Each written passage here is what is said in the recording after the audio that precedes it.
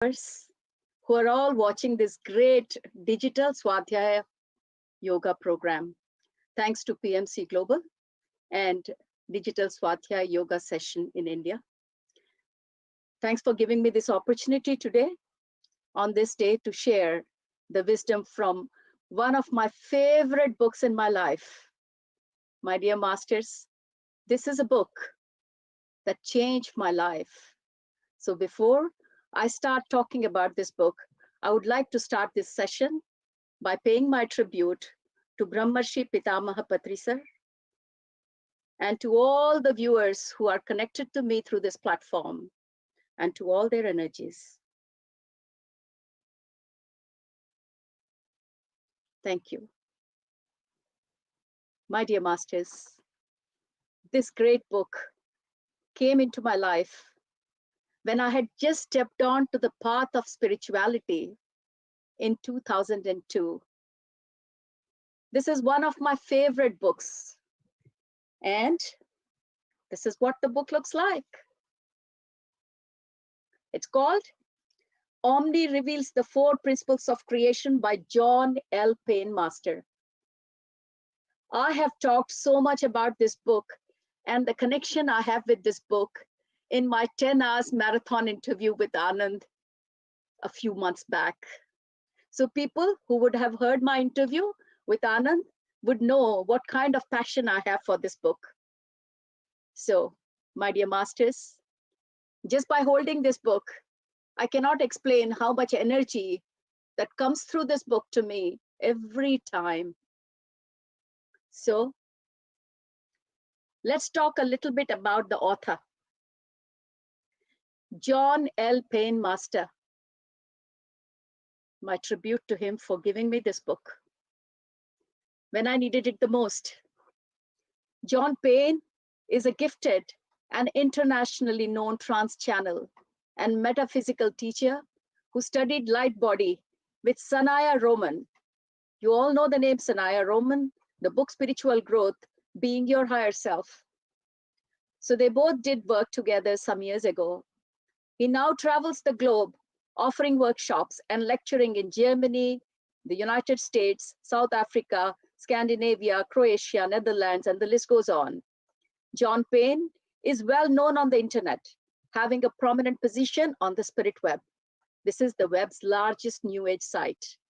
He has also written articles for several US-based metaphysical journals, such as the Sedona Journal of Emergence, Horizons, and the Oraran. He's a regular contributor to Namaste magazine from South Africa. My dear friends, as per John Payne, this book birthed as a result of his 6 years of traveling and channeling. His adventures started back in 1992 when he visited a hypnotherapist for some help. He wanted to quit smoking, of course, which he did after the session. So John Payne says, after my first hypnosis, my psychic ability suddenly awakened, culminating out-of-body experience. And then I became aware of things that I had previously not noticed.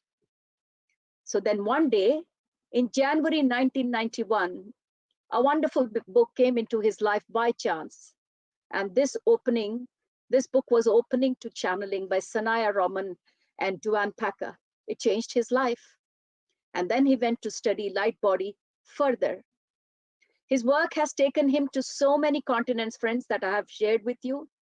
Each country that he has visited has taught him unique lessons and has expanded his ability as a teacher. This book, written by John L. Payne, Omni Reveals the Principles of Creation, is a very great way of presenting a book.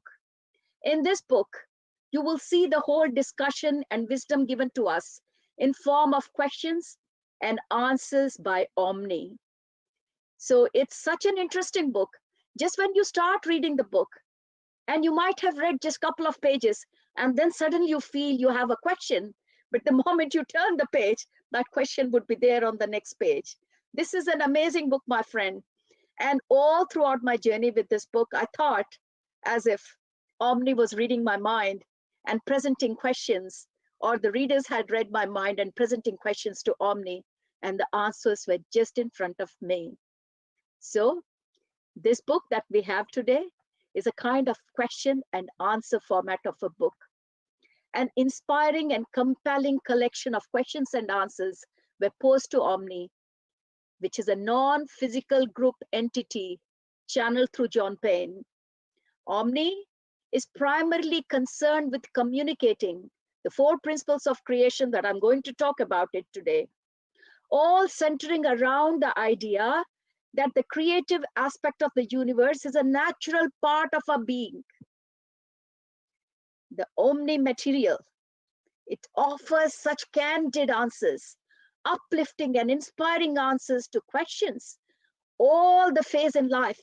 It talks about abortion, sexuality, suicide, money, health, personal development, decision making, you name it. Any challenge we have in life, it has been covered in that book. The all-encompassing message that Omni relates is that one message that comes so clearly out of this book is all is okay with humanity. We are evolving and we are evolving and will continue to be okay as we gently unfold our potential. So the question is, my dear masters, what is Omni or who is Omni? And Omni has really come out a very good way of telling us through this book who is Omni.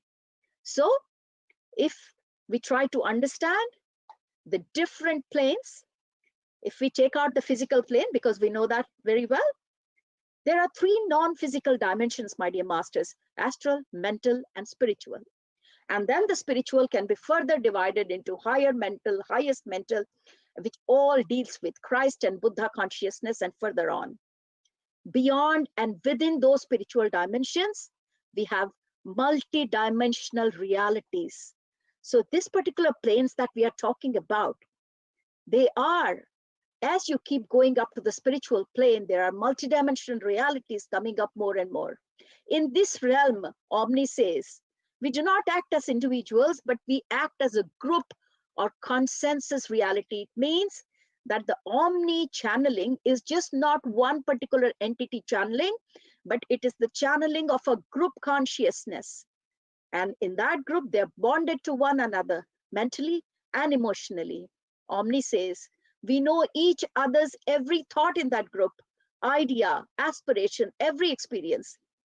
This may sound very odd to you humans, even frightening to you, or even appear as an invasion of privacy. But we have no concept of privacy. For privacy exists only where shame resides. That's true, masters. When do we need privacy? When you don't want your details to come out, where shame resides. And Omni says we have nothing to hide and seek. So we seek not to hide anything. We do have a kind of etiquette in which we seek permission to share totally in another's experience. This is rarely ever denied, but one of our number may choose to create an experience that is more solitary. Although we are a group consciousness, and this group consciousness of Omni is made up of 343 individual multidimensional beings. And Omni says, we have the ability to appear to you as if we are one. So, if your eyes could pierce the veil that separates you from the non-physical world, you would see, for the most part, a handsome being. Because we all want to see some kind of a form of Omni. So he's saying, or this group consciousness is saying, if only you could pierce the veil that separates the physical and the other planes, then you would see us like approximately a 10 feet tall, clothed in long white robes, with a very bright light emanating from our chest and forehead areas. We speak to you as one, with one unified voice and one unified consciousness, and we consider us to be Omni. My dear masters, this particular concept is so apt for the current time. The ascension that we are going on the planet, or the planet is going through an ascension, as we all know. And one thing that's coming forward again and again is not individual consciousness. If you want to evolve, if you want to grow, then you have to grow as a group consciousness. And that's how beautifully Omni explained us through this book as to what Omni is. So at the beginning of the book, John Payne, through his other readers or through the other participants in this channeling, asks some very valid questions. So they're asking Omni, what is your interest in Earth? And why are you speaking to us? Why at this time have you come to us? And the answer was, it is our intention. This is what Omni is saying, that it is our intention to impart knowledge to all those who seek, so that they may be assisted in shifting their focus towards that which is increasingly joyful and pleasing to them. Our intent to impart information and your intent to receive information has created a vibrational match. My dear masters, focus on this, what Omni is saying. It means that if you're asking for something, there are always light beings who are always ready to give us that information. And through this discussion or through this conversation, Omni is clearly saying to John Payne that you were vibrating at a frequency that you wanted this information, and we were ready to give you that information. So there was a vibration match, and hence the channeling. What a beautiful way of saying that when you are ready for information, information will flow through to you. And Omni says, we have a common purpose, and our common purpose has brought us together. And it says, your planet is in the middle of an evolutionary shift towards unity consciousness. See, masters, that's what I was saying. From individual consciousness, we are slowly going towards group consciousness. And that's what Omni is saying. Our planet is going through this evolutionary shift towards unity consciousness. Omni says, as you shift your focus towards the experiencing of unity consciousness, you automatically draw our attention to yourself. Every word makes perfect sense now, masters. This book was written in 2001. That is when the ascension was just beginning to be expressed in books. Cast your eyes 18 years forward, fast forward. We are in the crux of ascension, and everything that Omni said almost 18 years back, you can really feel a connection now, because now you understand what is the magnitude of evolution that we are going through. Back in 2001, if you would have read this book, you would be wondering, what the hell is Omni trying to tell us? But today, masters, no one will have that question. So this is a book rewound to 18 years back. And then Omni says, there have been many predictions made about this time frame, mostly inaccurate in terms of the way in which the change will occur. So as I said, master, this book was written or published in 2001. So at that time, they were still trying to guess at what time this evolution was going to happen in complete, or when this ascension was happening. As we all know, there are many time frames. 2012 was one of that. And then after that, now we are in the middle of it. So this is a book 18 years back, and this will make you understand what was the channeling information happening at that point of time for the future. And Omni says, we do not foresee great catastrophes and earth changes that will destroy civilization as you know it. Masters, in 2001, there was this prediction that 2012 is coming, which is going to be the end of the earth. There were so many misconceptions. At that time in 2001, Omni is saying there will not be any great catastrophes that will destroy civilization. See, looking back, there is no destruction of civilization. In fact, we're happily evolving. So Omni says, what we do see is a rapidly changing political and social landscape as our focus shifts towards this unity consciousness. Some will experience natural disaster, for these have also been the tools through which we have chosen to learn. Masters, note the word. It is our choice to learn through disasters, and only those people will go through disasters. It's not the case that you are apt to live next to someone for several years before you even know that person's name. Omni says, in our observation, when disaster strikes, You're apt to reach out and touch one another. That's what happens, masters. When there is a strife, you want to connect. As this is the manner of your seeking, you may continue to create war, widespread disease, and natural disaster until you choose as a species to achieve what you want without the ingredient of pain. Such a great statement, masters. If we think that we can only evolve through pain and struggle, then this is exactly what we will go through: war, widespread diseases like corona, natural disasters like tsunami. But Omni says pain and struggle are not necessary, but they will remain until you decide that they no longer give you what you want and that you can achieve more without them. Masters, this is a beautiful statement of Omni. We are going through, this earth is going through corona or whatever at this moment because we as humanity think that we can only evolve as a result of pain and struggle. But Omni is saying it's not necessary. You have to make the decision. It is your choice.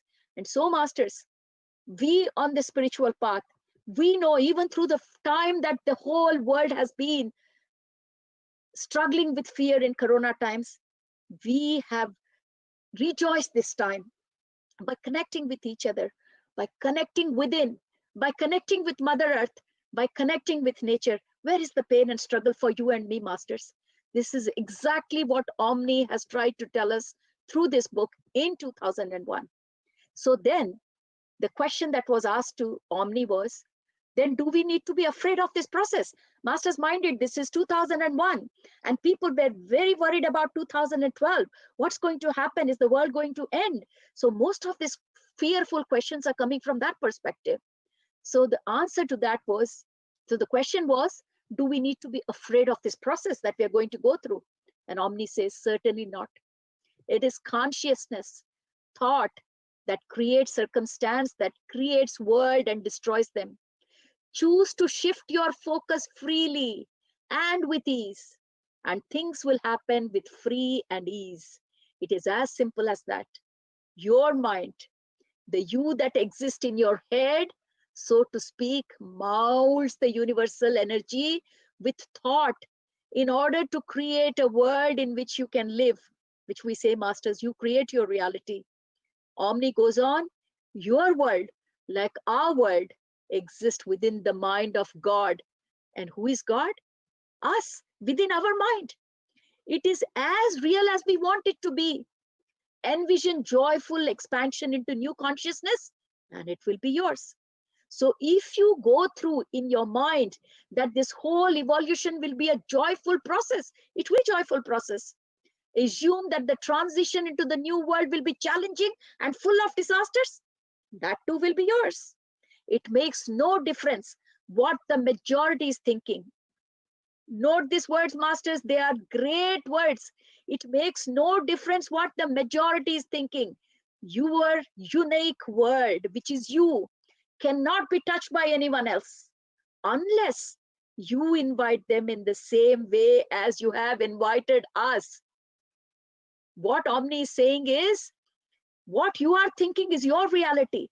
The people around you may be thinking of pain, disasters, but that's not going to touch you unless you invite them, just like you have invited us. So Omni told us right in the beginning that our vibrations match, and hence I'm channeling.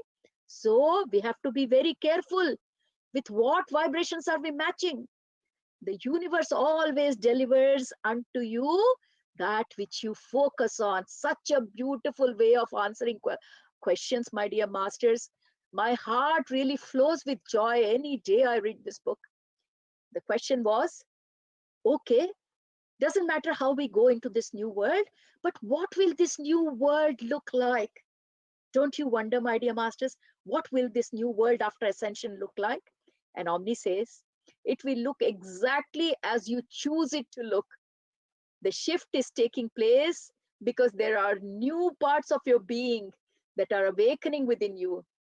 As a species, when you send out a request for more understanding of who you are, your greater self, your soul, responded and begins to penetrate your world more deeply, emerging further into your day-to-day consciousness. Just as we are multidimensional in nature, Omni is saying, just as they are multidimensional, so are we. Omni is repeating, you are not non-physical in nature.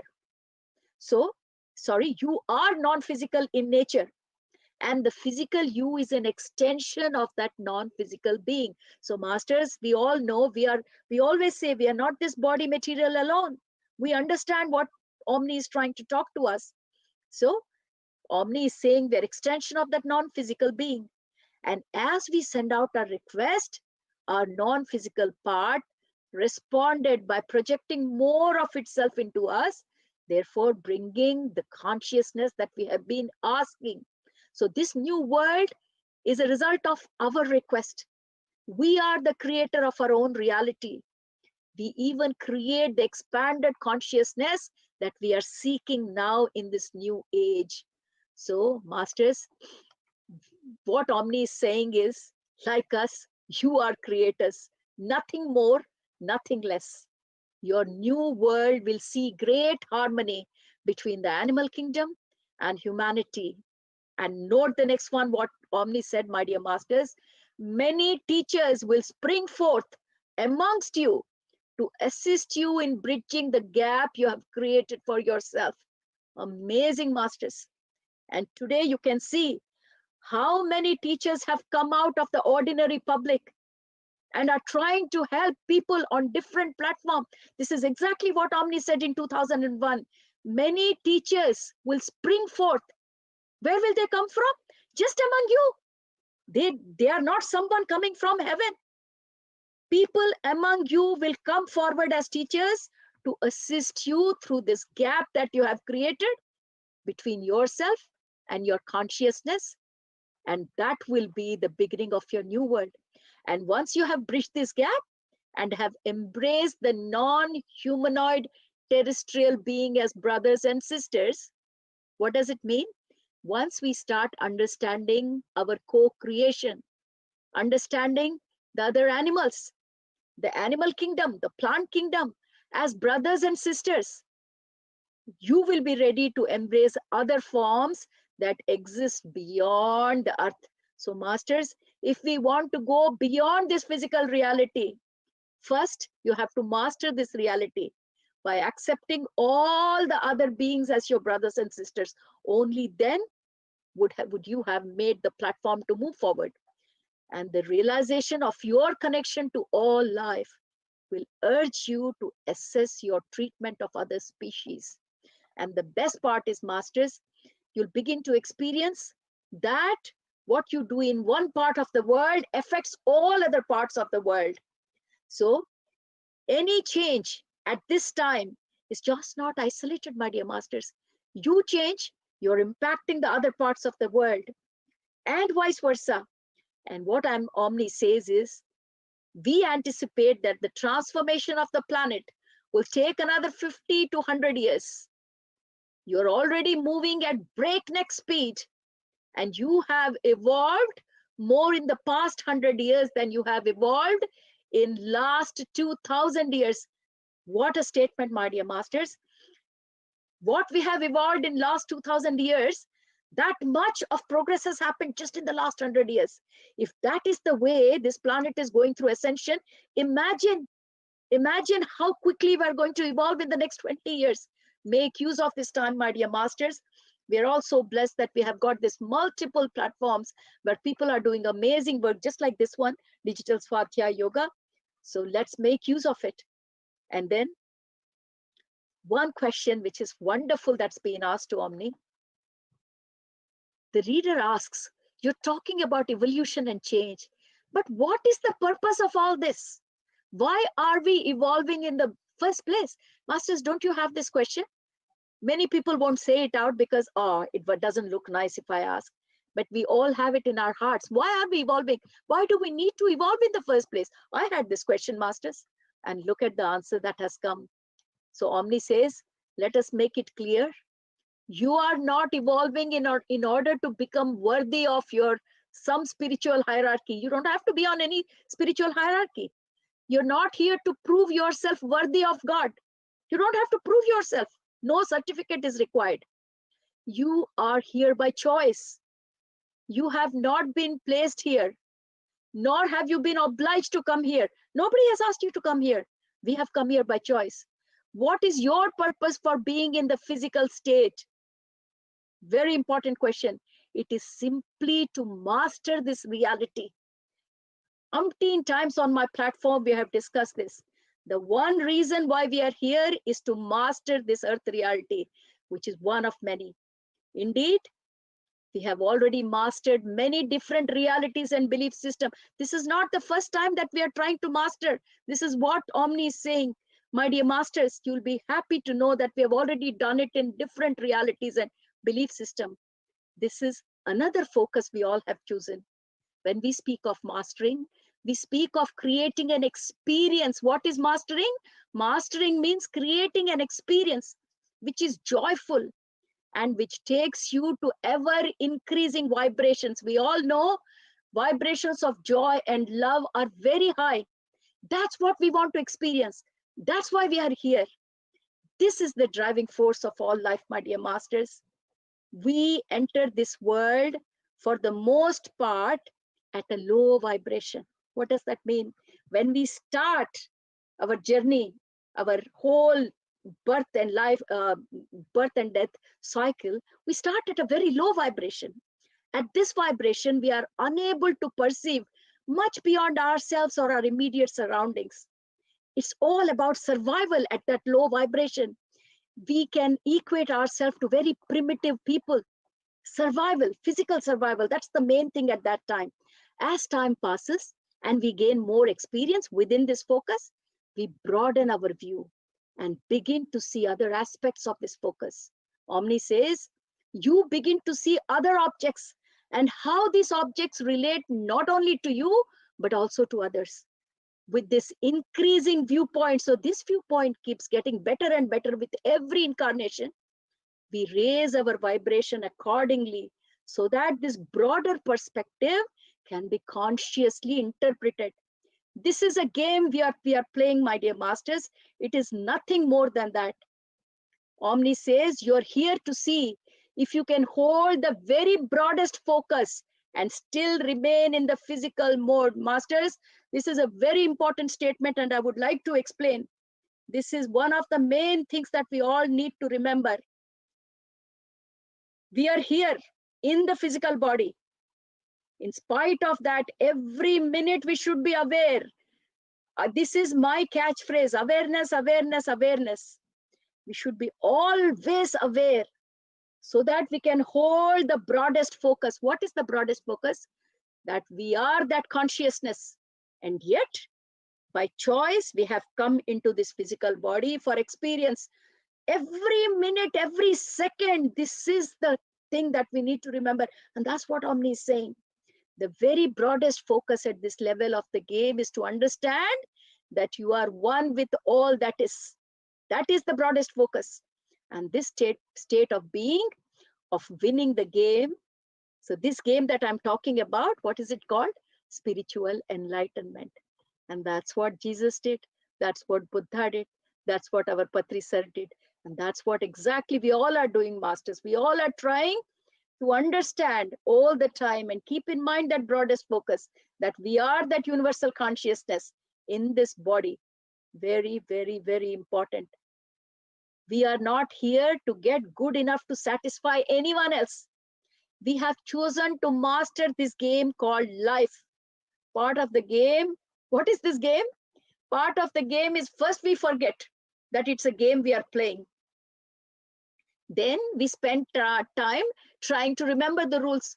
Because when we start the game, nobody tells us the rule. Nobody tells your body material, you're not your soul material. No one tells that. So it's a very funny game. You have to get into the ground, start playing game. I have said this in my workshops many, many times because it's so important. And as you start playing the games, then with every incarnation, then you learn the rules. It truly is a fun game, my dear masters, which is being played by tens of millions of us. So popular is this game called Earth. Nothing is more important than you should have great fun playing this game. If this is game, my dear masters, you should have fun. Many of you have made hard work of this game and you're not enjoying. And what you're doing? You are reinventing the rules. You have forgotten the rules. The purpose of this game is not to please anyone, but to be satisfied with your own achievement. The primary reason for your soul shifting to this focus is so that it can exist in a state of bliss and unconditional love despite all the evidence. The game called Earth is a challenging one, but it is far from being impossible to win. That means the game is challenging, but you can win. And masters, who better than us can tell? Every day we are trying to learn more so that we can play this game, enjoy, and bit by bit, we are learning the rules of this game. So masters, I'm going to share some slides from here because there are some amazing concepts and I want you to see that concept for yourself. So let me share this PowerPoint as I keep talking in the background. So bear with me for 1 second.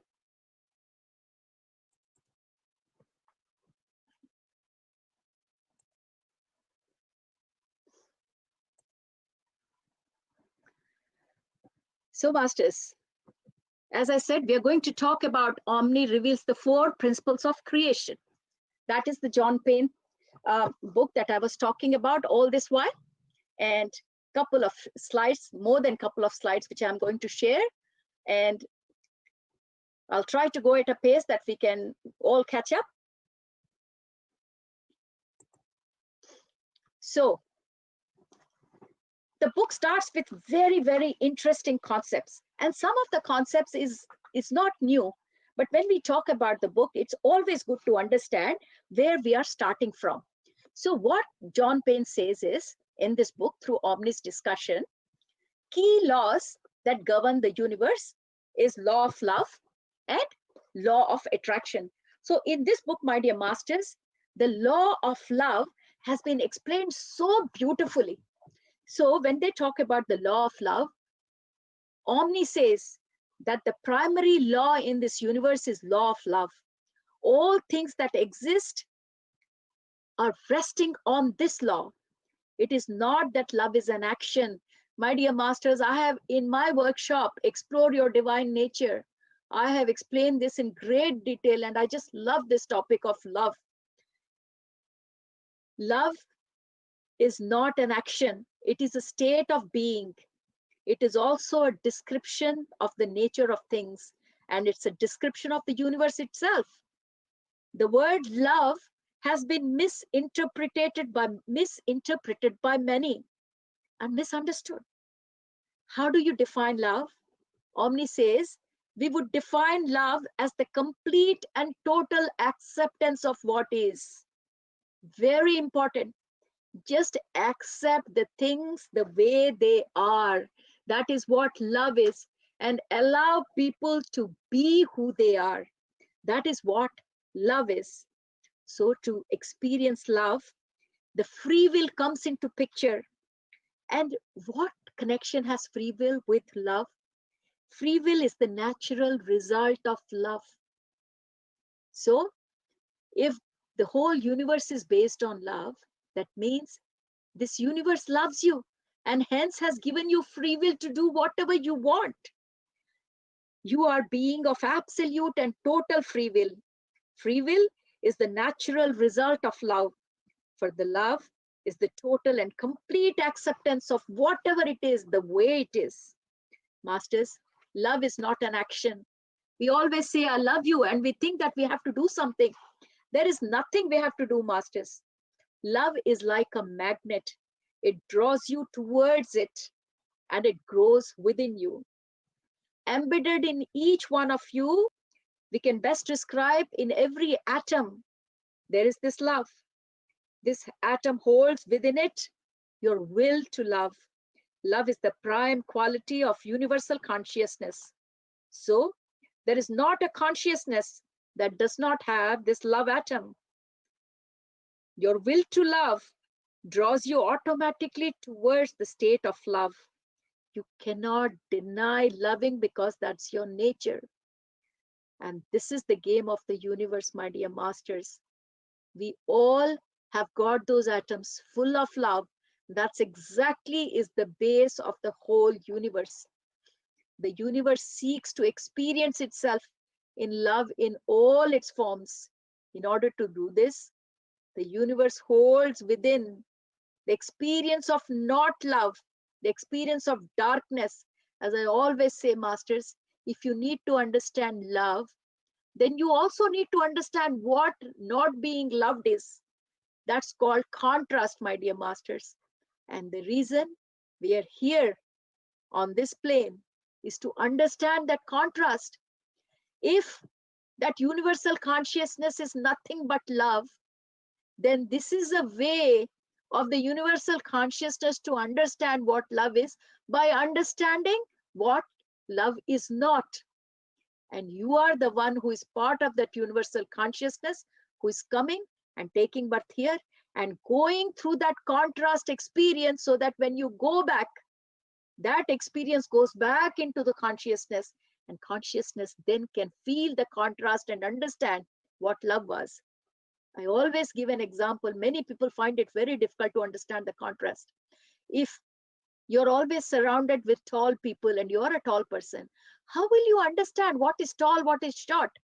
You have to go out of that area and go somewhere else where there are short people.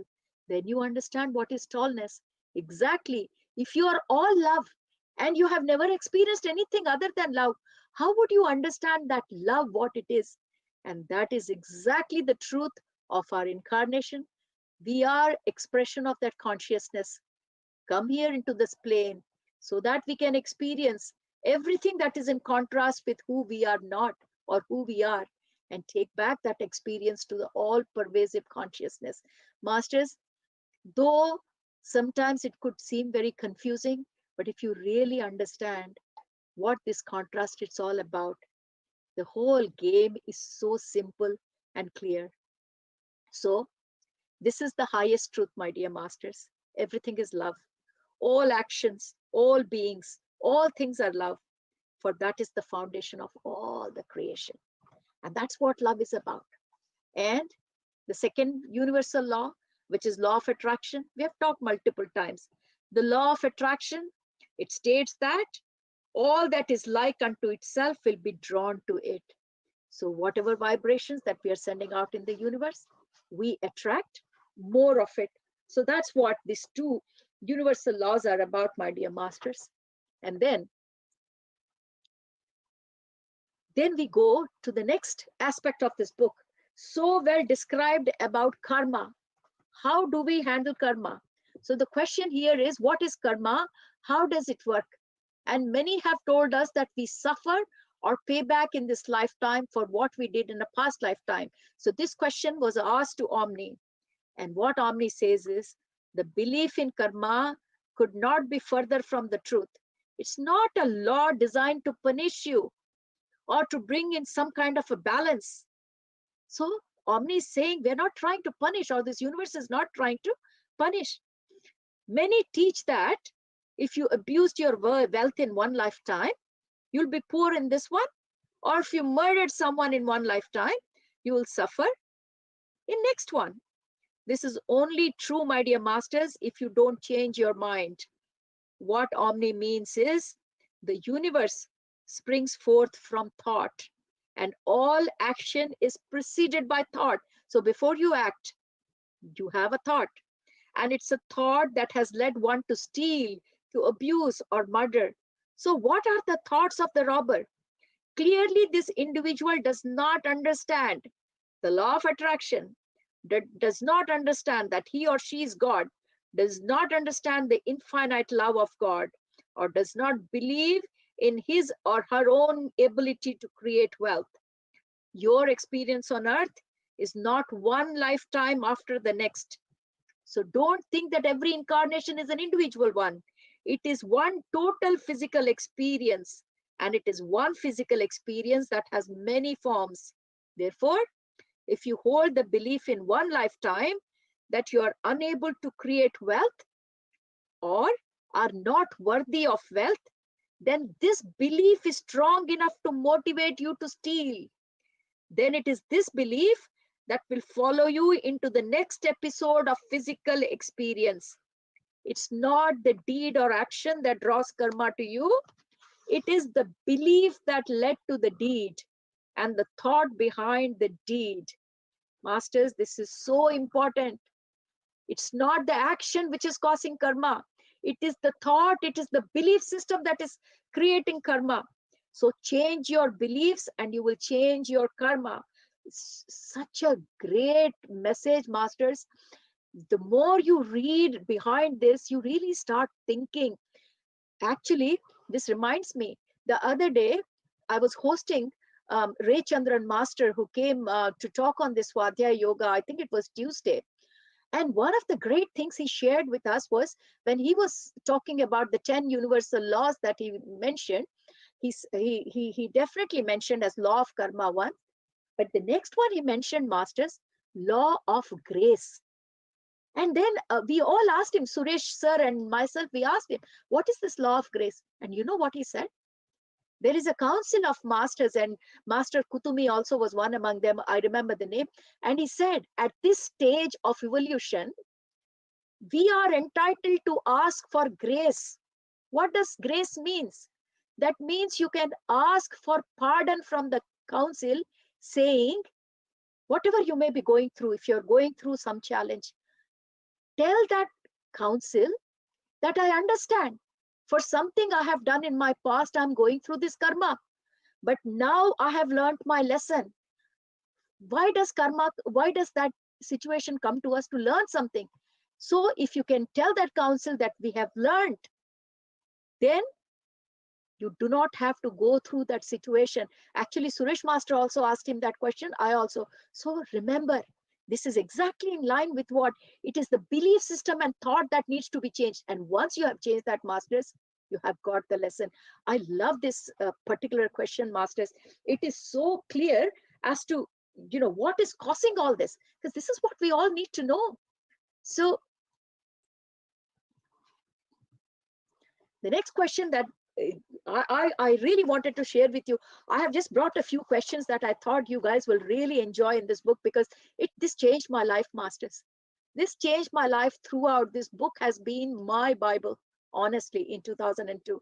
I just love sharing this with everyone. We always are fearful. Is there any judgment? Is someone punishing us? Many times, we are fearful of doing things, not because we don't want to do it, because we feel that someone is going to judge us. That's where the concept of hell and heaven has come into picture. So this is the question that was asked. Is there any judgment? And see the answer that Omni says. Not in the sense that most of you think as judgment. Yes, you have teachers, you have advisors who guide you in making choices based upon your last lifetime, but they're not there to discipline you or to point out your faults. You decide what you're happy with. You decide what you want to create next. No one else. You are in charge. Their role is only to assist you in seeing a greater vision of yourself. Part of our being has been present on what has been called the afterlife or the astral plane as teacher and guide to those who are offering guidance to you, while you are in both in the physical and in the non-physical states. Our experience tells us that humanity's belief in its inferiority is so strong. Master, this is very, very important for us to know. Omni is saying that the humanity's belief in its inferiority, that means we think we are inferior, is so strong that it has also become part of the consciousness of the astral plane. What is astral plane? Astral plane is the plane that is around us. So whatever we think, those vibrations go in that astral plane. So when we feel that we are inferior, it is not only on the physical plane, even the astral plane is full of that inferior kind of, fearful kind of vibrations. Meaning that the astral plane of reality that surrounds the earth is a reflection of the evolution of your entire species. Therefore, those beings who enter the astral plane at lower vibration levels make choices concerning future lives that are unnecessary in terms of hardships.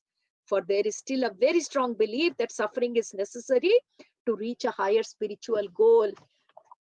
We are the cause of our own suffering because of our belief. What is happening, masters, when we come to this plane through that astral plane that I said? Because the group consciousness has left so much vibration in that astral plane, low vibration, which has the belief that if you have to achieve something, it's only through pain and hardships. So it is the group belief we are carrying within us. Break that shackles, my dear masters. We do not need to go through any pain or despair to evolve or to create our reality or to achieve our spiritual goal. No, we don't. Remember, in the past, people used to do tapasya, hot sun, they are standing and they're doing, because they believed that if you, for doing penance, you have to do hardships. So on empty stomach, they would go fasting for years because it was their belief that you can only gain salvation through that. That is what Omni is saying. It is your belief. If you believe that you can gain your spiritual goal with no hardships, you don't need hardships, then you don't have to do, masters. I just love the way that we are caught up in this belief system. And it's absolutely beautiful, one thing after another. These are the common questions we all have, masters, isn't it? And now we come to the 4 principles of creation that this whole book is so beautiful, described so beautifully. And I'm going to bring one after another. People who have attended my workshop, they all know how much passionate about I am about this 4 principles of creation, because I have talked about this in the past, and it gives me great pleasure today on this platform to share this great wisdom of Omni through the author John L. Payne. So when we talk about the 4 principles of creation, Omni says these 4 principles of creation are a description of our divine nature, and they are who we are. So what I'm going to show you is not someone else, my dear master. This is you and me. This is our divine nature. So we start the first one. The first principle of creation, that is your divine nature, is what? Love. So you are the love. Love is your greatest longing. You seek to accept and allow. The universe, what is the universe? That unifying field of consciousness, which we call God, have come. That's what we call God, isn't it? It's a place that operates with equality and fairness. And it operates according to universal laws, we all know. And we also have discussed that love is the complete and total acceptance of what is. And I said, love means you have to allow all others to be who they are, and allowing yourself to be who you are. Why? Masters, we are self-critical. We do not show love to our own self. And that's why Omni is saying that you have to love yourself. Allow yourself to be who you are. Many times we feel, oh, I'm too fat. I'm not acceptable to myself. We don't even want to look ourselves in the mirror. Be a bit kind to yourselves, master. Just allow yourself to be who you are. When you learn to allow yourself to be who you are, then you learn to allow people around you to be who they are. You stop having demands that if you are behaving like this, then I love you. If you buy me this gift, then I love you. That conditional love vanishes, my dear master, and then results in unconditional love. My dear masters, Omni says you are a being of free will, and as such, you are held in a place of total acceptance and loving. You are dearly loved. By beginning to know that you are loved and accepted beyond all measures, you can begin to master the universal laws to create the life you want. If you want to create the life what you want, first you have to start loving yourself, masters. Because loving comes with a loving. So only when you start a loving will you be able to love. That is the key behind love. If you cannot allow, you cannot love. So start thinking that love aspect from this perspective, my dear masters.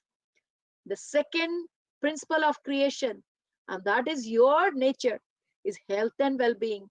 Health and well-being is your nature, my dear masters.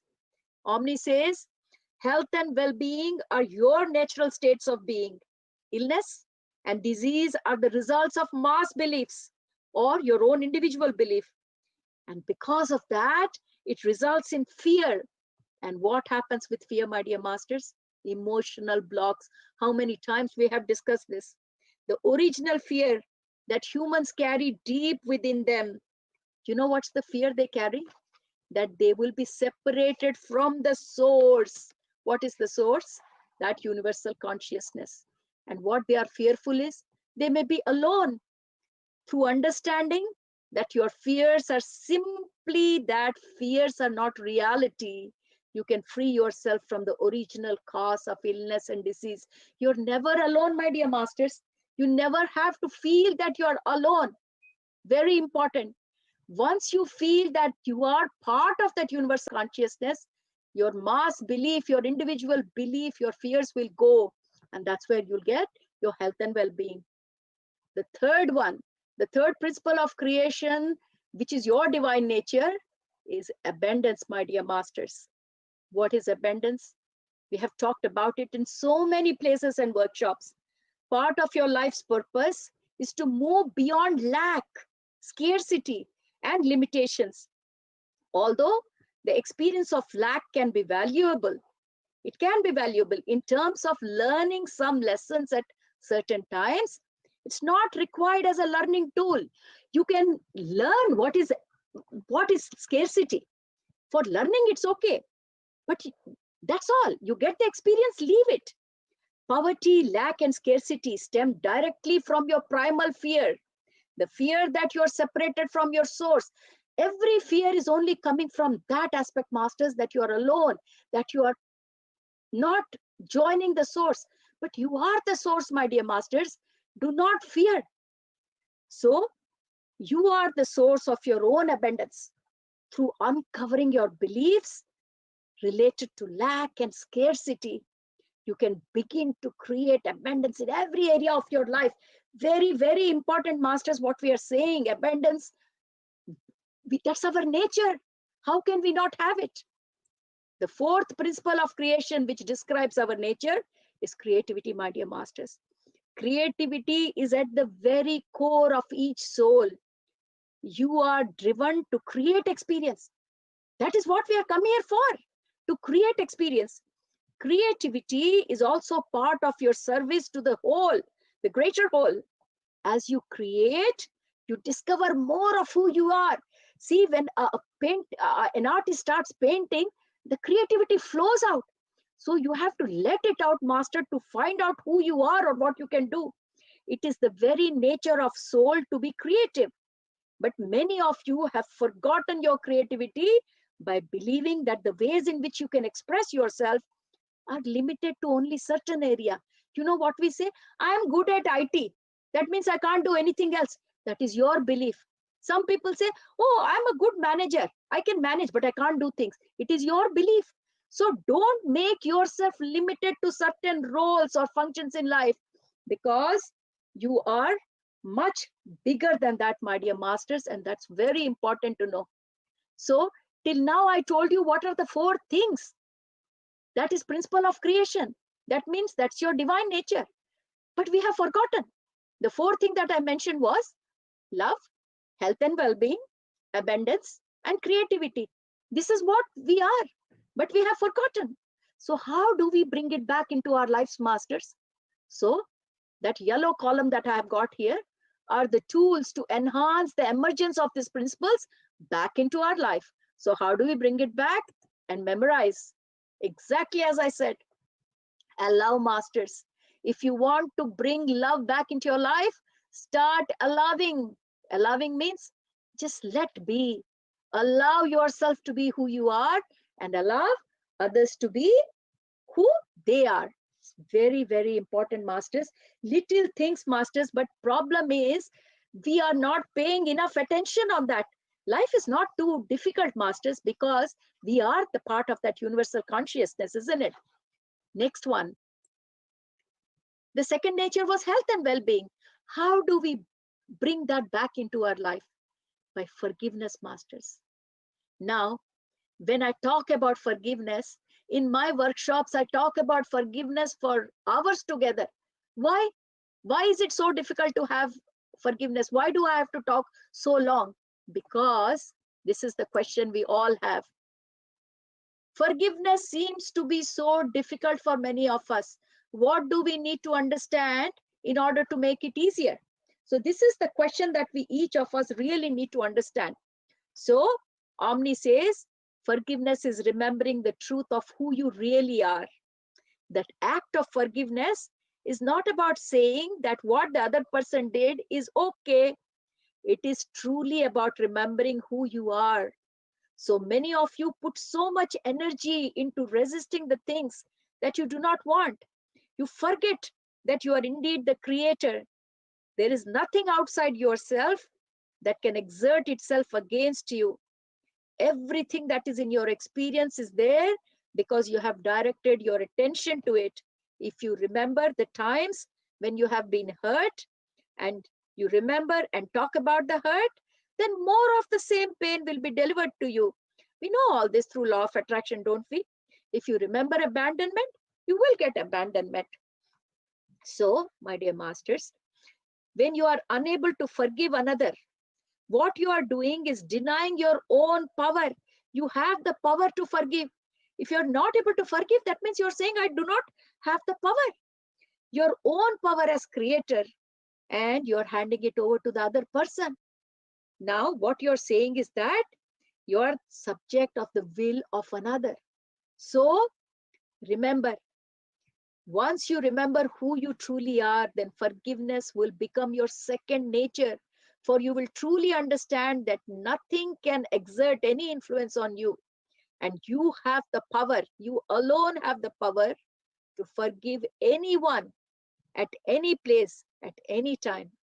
So forgiveness is about remembering who you are.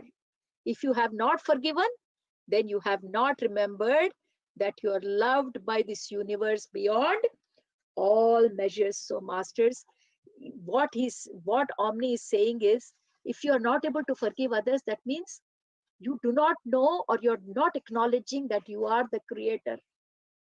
So important for us to understand. So when we understand this, forgiveness becomes so easy, my dear masters. Now, we talked about forgiveness. Now, what was the third nature? The third nature of us was abundance. And how do we bring abundance in our life, my dear masters? Gratitude. Every morning, every night, whenever you can, every time you have to be grateful of what you have in your life. Many people say, I don't have enough in my life. What should I be grateful about? You have oxygen to breathe. You have Mother Earth who is giving you shelter. Start with that. What happens is, when you start being grateful of the little pleasures in your life, then you start drawing abundance in your life. Because what you focus on, wherever you place your attention, automatically it increases. It's such an important thing, my dear masters. The fourth one, I said 4 principles of creation, which is your divine nature. The fourth one is creativity. And how do you bring creativity into your life, my dear masters? By self-appreciation. But in our culture, people say, oh, you should not appreciate yourself. That is not being modest. This is how we have been brainwashed. Self-appreciation is very important if you want to bring back the creativity. It enhances your ability to create by acknowledging what you have. So you have to appreciate yourself, my dear masters. Then only you can bring the creativity back into your life. So how can we learn self-appreciation? We're not very good at it. So Omni says, you can learn self-appreciation just like any other skill. If you want to learn, like, if sometimes people want to learn how to bake cake, what you would do? First, you would buy a book on the subject, or you will ask somebody else how to bake a cake, and then you start practicing. And when you begin to enjoy the results, how? By eating the cake, then you practice some more. And then you start making corrections to where you went wrong. So when your baking starts improving, you start doing more and more. So exactly, self-appreciation is also a piece of cake.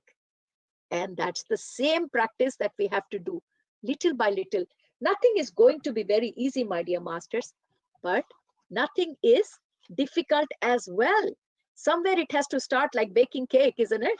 So this is exactly in this book. Omni keeps telling us that this is important. Try self-appreciation. Even if people are saying, oh, don't appreciate yourself, that is rude. No, it is perfect, my dear masters.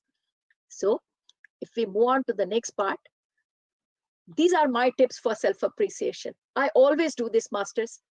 You know, if you want to take a picture of this slide, do it, because I do it every morning. It's such a great song. I'm a happy soul. My body is healthy. My relationships are in harmony. My work is perfect. My life is beautiful. You sing this song. As you keep singing this song, you create the thought, visualize it, and make it your reality. Now, people ask me, how many times should we sing this song? As many times as you want. And when you are saying it, that you are a happy soul, feel the happiness. Whatever I have marked in red, feel it. When you say my body is healthy, feel health. When you say my relationships are in harmony, feel it, that all your relationships are in harmony. When you say my work is perfect, then just feel that your work is perfect, my dear masters, because that is how it is. And my life is beautiful. Yes, visualize your life is beautiful. That's what happens, masters. So feel free to use this, and this is going to bring a big change in your life. This is a great tip for self-appreciation. Now, my dear masters, some of the questions that today I'm going to share with you from this book, they're amazing. This is one of the questions I wanted to share. I'm going a bit fast because there's so much I would like to share with you. I want to slow down, but I may skip a few things that I wanted to. I know I've got an hour's time, but I may keep the question answers very little at the end, because I would rather share more wisdom with you. So, my dear masters, one of the great questions I love from this book is, many of us are looking for our life's purpose, trying to figure out what our life's work will be. How can we know what is it? Omni says, the primary purpose of your life is to lead a life of joy. It is often a very difficult thing for you to hear this when we say it, or when we say that there is nothing more important than that you feel happy and good about yourself. Yet that is the highest truth. How can we say that it's your primary purpose to live a life of joy? The statement is based on these 4 principles of creation. The universe is built on the 4 undeniable, all-pervading principles. And it is these principles that you seek to manifest. Remember, they are love, health, well-being, abundance, and creativity. Which one of you can say that you don't want these things? Nobody will deny, isn't it, masters? These 4 principles are basically our nature. If that is what it is, it's obvious that the main purpose, we have come here to lead a life of joy. But there is so much confusion. Confusion about one's life purpose is caused by judgment, my dear masters. Many of us hold the notion that there's an external authority somewhere, and they call it God, and the God is approving or disapproving of what we are doing. But my dear masters, Omni says, you are born with free will, and love and freedom are one and the same thing. And you have the freedom to do what you want. Your life's purpose and your life's work are separate but connected. I did speak in my last session, not this, but in my workshop, about what is life purpose and what is life work. Your life purpose is that part of yourself that you come to evolve in this lifetime. You come with a plan, how you're going to evolve, and that's your life purpose. Your life purpose is more successfully accomplished during the process of developing and exploring your life's work, because your life work will draw you to circumstances that are ideal for the achievement of your personal goals. So, how do you know what is life's work? If while doing life work, you can understand what your life goal is, then how do you understand what is your life work? It is exactly what you love to do. Realization of the thing you love to do. So, masters, to follow your life's purpose, you should Steadfastly follow your joy, irrespective of what the world says. It's very, very, very important, masters, because we all try to understand and think that there is something called judgment. There is no judgment, masters. Again and again, remember, the primary purpose of life is to lead a life of joy, masters. That's the main thing. That's the main thing that this book has clearly said. Not only this book, masters, there's so many books that have said the same thing. So I'm going to skip these two questions because we may not have time, but I'm going to go to a very important question, which says, I'm in a situation, this is one of the readers asking the question to Omni, says, like my job, I dislike my home and have no idea what I want to do or where I want to live. Every day seems like a difficult task. How can I turn this around? How many of us have this question, my dear masters? I do counseling, and almost every other day I get this question. So let's hear what Omni has to say about this. When you are in this position, you are in a position of great resistance. You're resisting life. You're focusing on much on what you do not want to do. It seems as if all those things you don't want are in control of your life. Remember, the universe reacts to thought. Thought is the basis of all creation. Therefore, when you are in a position of great resistance, your attention is focused almost entirely on the things that you don't want. This is a very uncomfortable position indeed. What you can do is shift your focus, even if it's a small shift and for short periods of time. What most of you do when you try to be positive in such situation is try to see the situation changing into a more positive one. However, your focus is generally still on the situation. The universe can only deliver to you that which you focus on. Instead of seeing the situation going away, we just want the situation to vanish. So Omni is saying, don't focus on that. Instead, simply visualize a new situation, a new job, a new home coming your way. There is a universal law that says you cannot leave anything until you love it. So you cannot ask your situation to vanish unless you love it. What that means, in order for something to leave your life, you must first release it by accepting. In my awareness workshop, I have talked in great detail about what is acceptance and surrender. So if you don't like something that is happening in your life, first accept it. That is what Omni is saying. As you accept something, you stop resisting it. As you stop resisting something, your focus is no longer in it. Therefore, you're no longer giving it energy and no longer giving it any life. And that's how you change the situations in your life. So many of you simply allow your life to happen to you. We just let the life happen. You've become reactive instead of creating things for. So we're saying, okay, we're not sure why it is happening. We're complaining more. So this is what Omni is saying. You should learn the value of accepting and not resisting things. Very important, masters.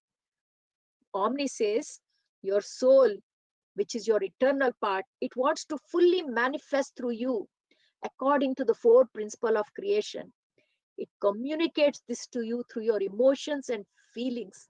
And sometimes these feelings can be very subtle. Essentially, when you feel good, you're on the right track. When you feel uncomfortable or bad, then you're on the track that will only give you those things you do not want. It is through good feelings that your soul inspires you to move as if riding an upward spiral. It simply gets better and better. So Omni says, we encourage you not to do what is logical. Don't go by mind.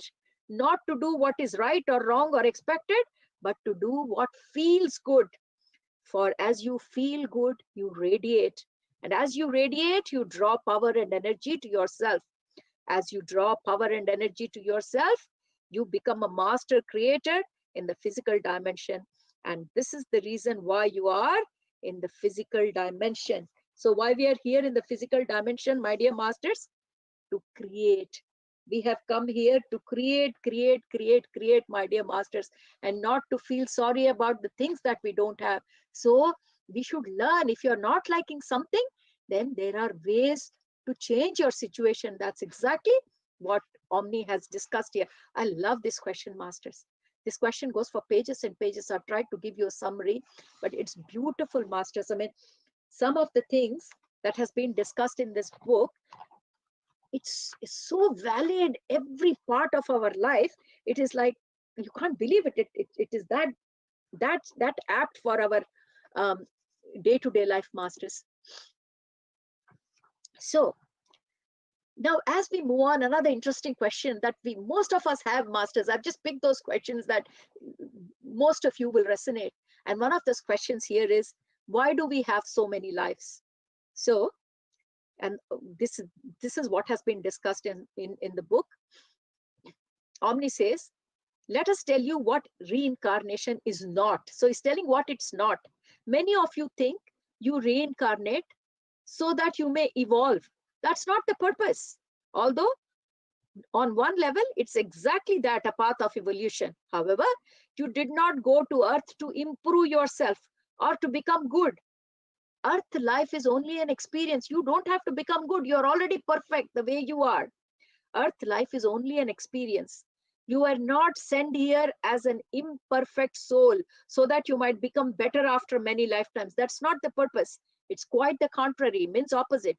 You chose the earth experience in order to increase your skill.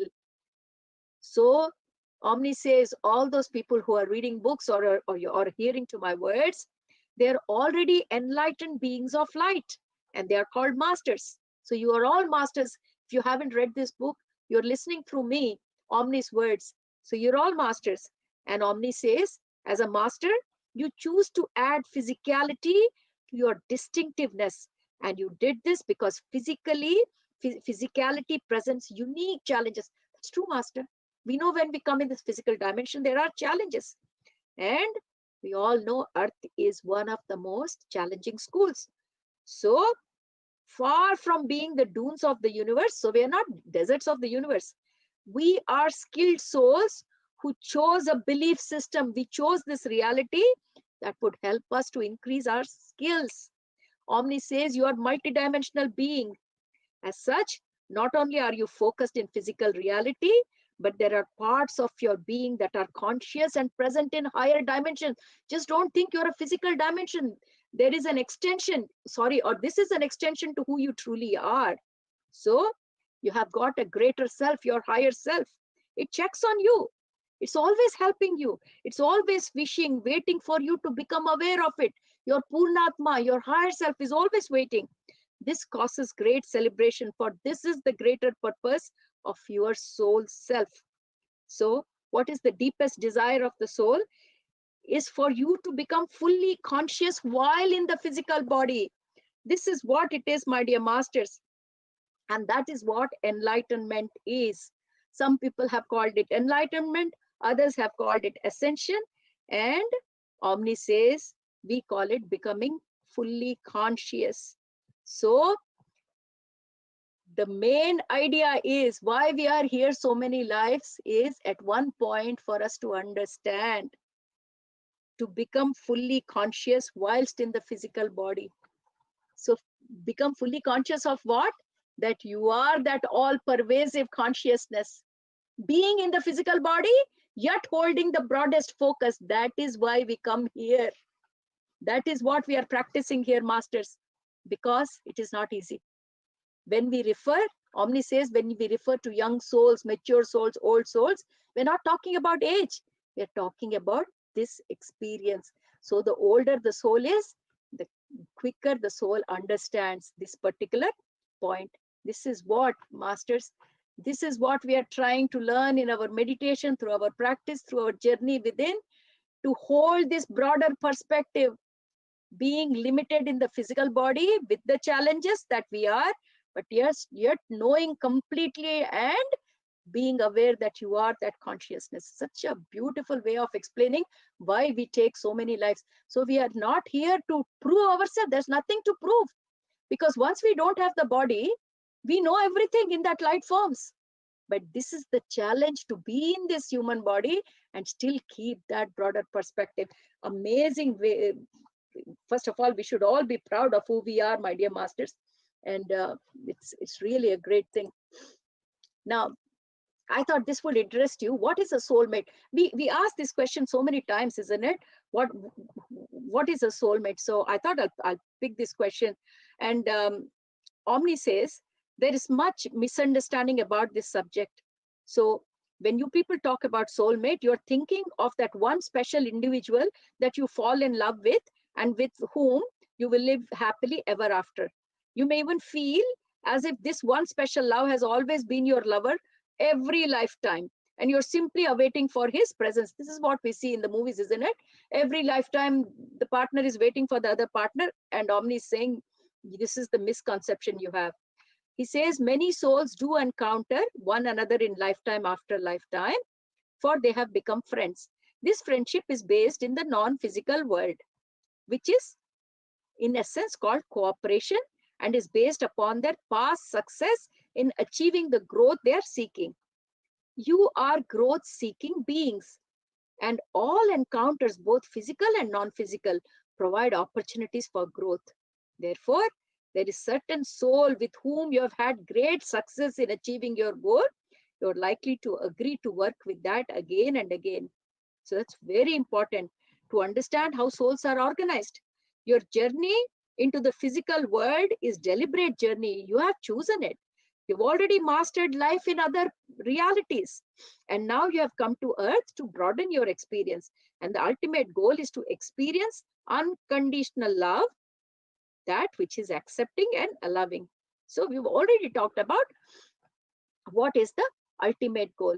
So before we take such journeys, how nicely Omni has explained, I have tried to bring the picture here so that you can understand. This is how the soul families are organized. So I hope it makes some sense to you, masters. So what Omni says is, before we start taking this journey onto earth, the souls organize themselves into groups. You could see this as support groups. So we are starting from down, the soul family.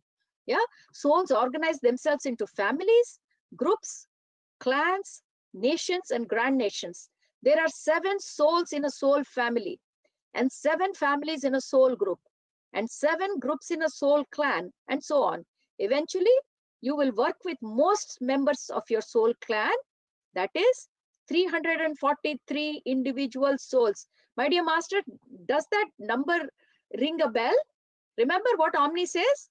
That we are a group of 343 beings. So Omni is coming from the level of soul clan, isn't it? 343 number sounds familiar. However, for those of you who are teachers, so whoever is a spiritual teacher here on this earth, you will more than likely, you would have reached your soul nation or grand nation, which totals almost 17,000 souls. So this is where the journey starts, my dear masters, from soul family. This is how we start organizing. And then after that, 7 soul families become one soul group. Then when we reach here, and then after that, the soul clan. So then it is 7 soul groups. And then 7 soul clans is one soul nation. And then 7 soul nation is one grand nation. So this is how the whole hierarchy of souls is happening. The majority of your relationship, like close friendships or, your association, they are from this 49, this soul family of 49, 7 soul groups. However, not always the case. The more you advance in terms of acceptance, the more skilled you will become at working with individuals who have a different energy signature than yourself. So when you are very early experienced, so you will only be working with your soul families. But as your perspective starts growing, then you slowly start climbing up the ladder. And by the time you are teaching, spiritual teaching, you are at this level. So you are dealing with 16,807 people at least at that level on a regular basis. So, for example, many members of one soul group could be concerned with communication and teaching, another with healing, another with courage, another with self-acceptance. So each one has got one particular aspect of learning. So at this particular level, you are already have 7 soul nations. So at Grand Nation, you have 7 soul nation, and each soul nation must be working on one experience. So at that level, you're working with different kinds of experience. It's so nicely through a pictorial form, this has been explained to us. So I just thought you people might like it. And there was another interesting question, which I thought, so I hope you have seen this picture well, how the soul family then goes up to soul group, to soul clan, soul nation, grand nation, right? Now, this is a question most of us have. Are parents and children soulmates, and are they part of a soul family? So Omni says there are soulmates in as much as you know, as you not only know them, but you have chosen to work with them for specific purpose of achieving growth. So yes, we come with our parents or whoever is in the family from the soul family. So no birth is an accident, for all souls enter this world by agreement. We all know, there's an agreement between parents.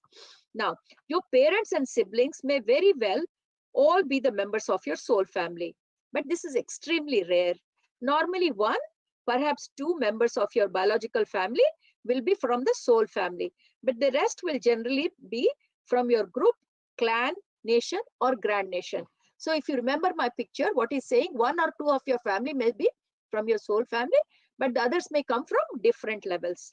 So sometimes these questions come, we are always thinking, we are from one family, so are we from the same soul family? So one soul family is only 7, isn't it? But for families like me who are 10, then obviously can't be from the soul family, isn't it? But sorry, that's on the lighter side. But just saying that family members need not be from the same soul family. So that's what I wanted to share with you. What other questions do we have? Just let's go. This is one question, masters. I just love it. Why do we search endlessly for the one true love in the hope of finding our soulmate? We are always saying, I'm looking for my soulmate. If someone wants to get married, oh, I'm looking for my soulmate. So this question is quite valid. And let's see what Omni has got an answer. So Omni says, what you're looking for is acceptance. You believe that this one true love will accept you without conditions. Your search for that one is in fact the search for self-acceptance. Each relationship is there to provide you with a new opportunity to know yourself. It is through knowing yourself that you can grow to accept yourself and to love yourself. The one true love is self-love. So that one true love that you are looking for is nobody but you yourself. And there is no other love. The greatest secret of all, discovered by Christ and Buddha and many others, was the secret of falling in love with yourself. When you love yourself, you're in a state of acceptance, total acceptance. As you accept, you stop resisting the world and all that in it. As you give up resistance, you allow everything to be as it is. As you allow everything to be as it is, God can work through you. It is at this point that you can say, I and the Father. What is the Father? Jesus always used this. Consciousness. You are the part of it. You are one. For you will be at one with the source of all life. You will be at one with love. So, masters, our concept about we are looking for that one true love in the hope of finding our soulmate is we are looking for our own self, masters. I love this. I love the way this question has been answered. Amazing, amazing. So I get very emotional, some of the questions are so close to our heart. And let's see, what's the next question that I picked? How many lives does a typical soul have on earth? I'm sure, I had this questions when I started my journey, and I thought I'll share with you all. So let's see what Omni has answered.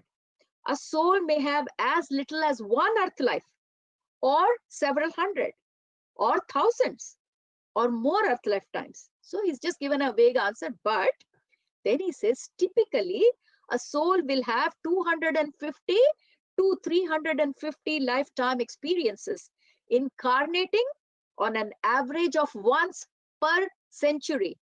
So one lifetime per century. However, A soul may choose to skip a couple of centuries and then incarnate in rapid succession in several lifetimes in a row. So all these things are possible. The average gap between two incarnations is around 40 years. But now, these days, that gap is reducing considerably. That means we are not even giving 40 years gap, less than that. So this has occurred because, why is this happening? Why the gap has reduced? Because humanity is at a major junction in its evolutionary progress, and many souls want to participate in this time of evolution. So people are fast. One incarnation gone, they want to come immediately because so much ascension is going on. Who wants to miss the ascension? Nobody wants to miss the ascension. So if that has answered, how many lives does a typical soul has? So let's see what's the next question that we have got. What happens once we are complete with our journey of many lifetimes on earth? I love this question, masters. These are the questions when I started my spiritual journey. I loved these questions. I read them again and again and again. What happens? Finished all my lifetimes on earth. So what happens then? Let's see what Omni has got to say. Possibilities are endless. You will initially spend time in what is the astral plane. So we have finished the physical plane. Then we spend in astral plane as guide or a minister. Ministers are beings who attend to the needs of those who are leaving the physical plane after their death.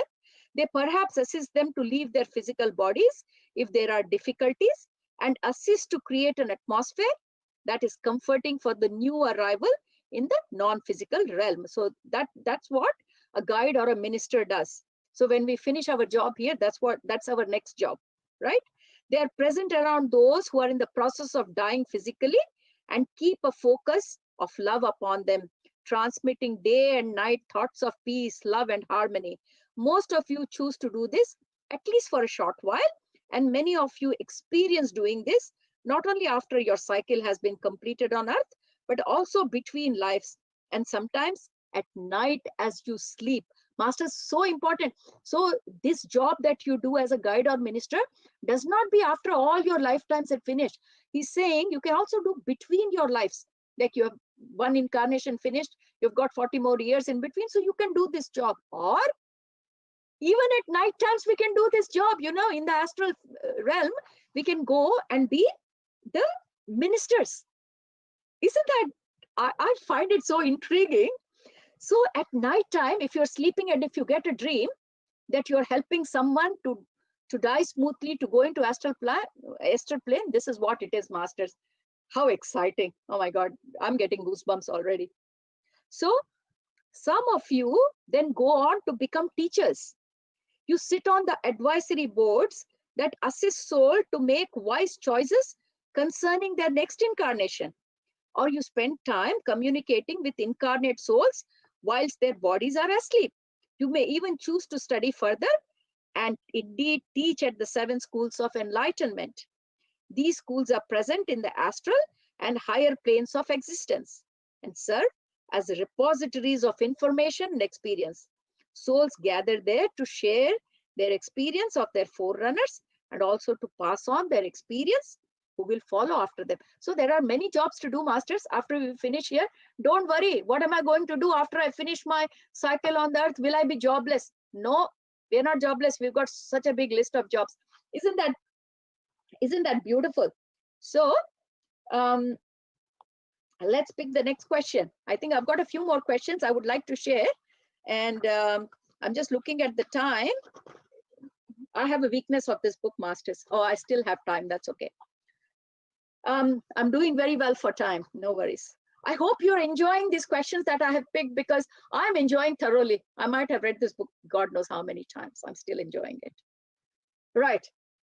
So let's pick the next question. What question do we have about life? Are negative conditions necessary for growth? This is the belief that humanity has, that we need to have challenges in life. We need to have adverse condition in life. Why? Because growth only comes when you have hardships, then you understand, because that's how we've been taught. What do they say? When you are studying, what they say, oh, you have to work hard. You have to put at least 8 hours a day study. Even after we come back from school, like you have to study at least for 6 hours. Only then can you get first class. Not only there. Sometimes they say, if you want to get a job, you have to work hard. He's a lazy guy. These things come up. Oh, he's a lazy guy. He never studies. How can he have a good life? So we have in our mind that if we have a good life, that means there is no growth. So this question somebody is asking to Omni, are negative conditions necessary for growth? Let's see what Omni is saying. Omni said, absolutely not. Negative conditions are, in the simplest sense, the result of your thinking. Think of positive things and they will be yours. Think of negative things, they too will be yours. Because the physical reality is characterized by the sense of not knowing, a sense of alienation from all that is. Souls have used negative conditions to encourage the personalities that have created to move forward towards a more joyful experience. The physical reality is a perfect reality for feeling and experiencing comparison. In the physical reality, to experience a whole lot of what you don't want stimulates you into thinking about and striving for what you do want. The contrast masters that I was talking, your primary intention, and this is true for all of us on the planet, is to create a life that fully expresses the 4 principles of creation. You have deliberately set out to create a life in which you can express yourself in health and well-being, in abundance, through love, and you do so by using your power to create. Comparison has helped you to experience yourself as what love is not. Comparison never gives you joy. It helps you to only understand what is not love, what health is not, what abundance is not. So against your divine nature, the state of opposites seek to catapult you forward. At any time, you have the freedom to choose the positive pole of everything that exists. There is no law or condition other than your own thinking that keeps you experiencing what is not joyful to you. Negative conditions are a choice.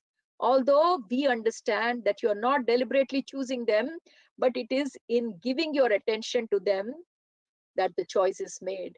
So though you are not choosing it deliberately, but because your attention is always there because you don't want it, that is what is ruling your life, the negative conditions. So, my dear masters, we really do not need that. That's what the book says. The negative conditions are not required for growth. So, I've got 2 more questions and then we'll stop and I'll definitely take some question answers, right? So the next question that I would like to discuss, which I always like to know, who and what are our spirit guides? We talk about our guides all the time. Who are they? So what does Omni say about our spirit guides?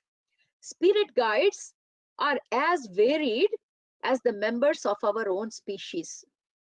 A spirit guide can be a relative that has passed out of the physical plane and now seeks to guide you through the rest of your physical life. These guides will always be members of your soul group, remember. They'll always be the members of your soul group. And you will have known them for many lifetimes. So it's not just one lifetime. You will know them for many lifetimes. They may be complete with their earth experiences and therefore choose to serve as a guide before moving on to other dimensions and realities. Although you may experience them as the personality you knew while they were in the physical. It is indeed their greater self, their soul, with its broader, greater perspective that is acting as the guide. You may have known them in physicality, but now they are in the non-physical dimension. They will retain the outer clothing of their personality self so that you may identify with them. For you to recognize them, they will still maintain that physical appearance. This is also true of other guides that come forth from your soul group. Perhaps you knew them in a past life, perhaps sharing a life in an ancient or foreign culture. In this case, they may choose to appear to you as a member of the historic culture because it is known to you at a deeper level and it gives you a good friendly feeling. So spirit guides can be members of your own soul group or aspects of yourself. So you're a vast being in your own right. As this being, you have had many thousands of lifetime experiences, and you have a lot to offer yourself in terms of wisdom and experience. Your higher self often appears to you as a guide. All guides, whether they be a part of your soul group or not, they work in cooperation with your higher self. It cannot be any other way. Your soul or higher self is the captain of the ship and guides you day and night. So, masters, this is what story of the spirit guide is. Now, the last question that I would close my session with is quite interesting, and let's see. Why do we experience death and disease, right? So with this question, I will close today's session, and then I'll take a few question answers.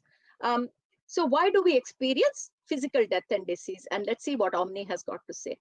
We could say that fear causes death and disease. We all know it's fear, isn't it? That expressed in the simplest way is the truth from our perspective. You are the physical extension of a non-physical entity. You are a finger of God protruding into the physical world. As such, you are tapped into and are part of the same creative force that created the universe. It is this energy that flows through you that not only creates your physical body, but also sustains it in much the same way that food and water sustains your physical body. It is this very same energy that you mold with your thoughts in order to bring what you're thinking into your experience. There are but two real emotions that you feel. One is love and the other is fear. Masters, I've always talked about love-based emotions, fear-based emotions. Omni is also saying the same thing. These are the only two emotions, basic emotions, love and fear. We've already stated that the primary law of the universe is love. This law of love is about complete and total acceptance of what is. It's about allowing. It is expansive. It does not restrict in any way. When you are in the mode of allowing and accepting, you're fully open to the creative forces of the universe. This means that your body is fully nourished and does not age. Have you not noticed how joyful people seem to look physically younger? And those who focus on the negative are often sick and poor. This is not a coincidence. It is joy that leads to eternal life. When we speak of eternal life, we speak of life in an ageless physical body, for you already have eternal life. Part of mastering the earth plane is making conscious choices on how and when to depart physicality. We can make choice when we want to leave this body, masters. Not all of us will do this, but many of us will. We are going through the time of ascensions, my dear masters. Many souls will simply choose to have many lifetimes on the physical plane and then go on to other planes of existence once the physical shell has been discarded. However, for many, the challenge is to remain in the physical lifetime after lifetime until a state of fearlessness is achieved. We will be here till we achieve fearlessness, masters. We have to overcome that aspect of fear. The state of being fearless, or to state positively, the state of love. So what's the opposite of fear? Love. So the state of love and of allowing is exquisite. And it is what many of you have been calling enlightenment. So masters, what basically Omni here is saying is, we don't have to go through this, neither death or disease. It is our fear, it is our mass belief, masters, that what we are going through. Your identification with the physical world has caused death and disease. Although on one level, we can say that physical death is unnatural, they're not saying it's natural. It is unnatural. And they're clearly saying that it was also known beforehand that this would be one of the side effects of consciousness entering into physicality. Death is part of the earth experience, but that can and will change in future. Not only will death change, but there have also always been a few who have mastered the physical existence to the extent that they have often lived in a youthful state for between 300 to 500 years. Many of these enlightened ones have lived in India and the Himalayas, but each region of the planet has known such men and women. When this change comes about, depends largely on humanity. So when this change comes to the entire humanity, not just exception of few people like Mahavatar Babaji or Himalayan masters, if this change has to come through the public, then our beliefs have to change, masters. We have to let go the fear, let go. So there is so much in this beautiful book, masters. There is so much in this beautiful book. I cannot stop talking about this book. And this lovely book, I don't know how many of you can see this, but this is how this book looks like. And this is my Bible, my guide. And I can't thank John Payne and Omni for this pearls of wisdom that came into my life just a few months after I stepped onto spirituality. I'm so thankful for what I am today. I thank Omni and John Payne for that. Very much indebted to this book, masters. So I'm happy to take any questions or answers more than. So my dear Swapna, all over to you. I think I've talked for too long, so I'll just have a few sips of water. Ma'am, But meanwhile, I just wanted to hear for longer. I mean, such a beautiful and insightful session.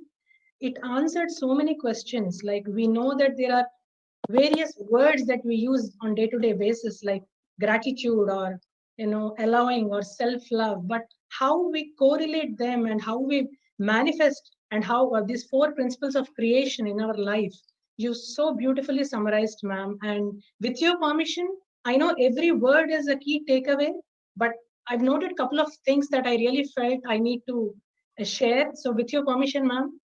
please. So one thing very important that one of the most important you said was, like, if you're ready to receive the information, it will flow to you. And openness is the thing that is really needed. And mastery means creating experience of joy, which is the ultimate goal. And my favorite, belief and thought is the one that causes karma, and it's not the action. This is like an Yes. eye opener, because we've been hearing since ages that what you do is what you, based on that is you get karma. But this is an eye opener, ma'am. And so beautifully you summarized the four principles of creation, wherein the love, you can create that by loving yourself as well as allowing others without interference, and health and well-being by practicing forgiveness, abundance by practicing gratitude, and creativity by self-appreciation. Thank you so much, ma'am. And don't focus on what you do not want, and always shift your focus on what you want, because where you focus creates the experience for you. I mean, these are just like very few points, ma'am. And really, it's such a beautiful session. Thank you so much. Thank you so much, Swapna. You really recapped the whole thing so well, and just the key points that have touched my heart, you have just reiterated again. Um, Really, I'm really thankful for giving me this opportunity to share this book, because it's really a treasure of wisdom. Thank you so much, Absolutely, Swapna. ma'am. Thank you so much for bringing it to us. And we have one question, ma'am. Someone is asking, doesn't self-appreciation create ego? Yeah. So this is what the misconception we have. There are two things. Again, this all comes back to our mass beliefs, Swapna, because more so for people who have been brought up in Indian background.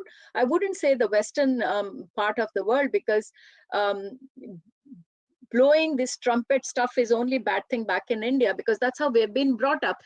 Even if you do quite good, you're not allowed to say it through, you're not allowed to express it.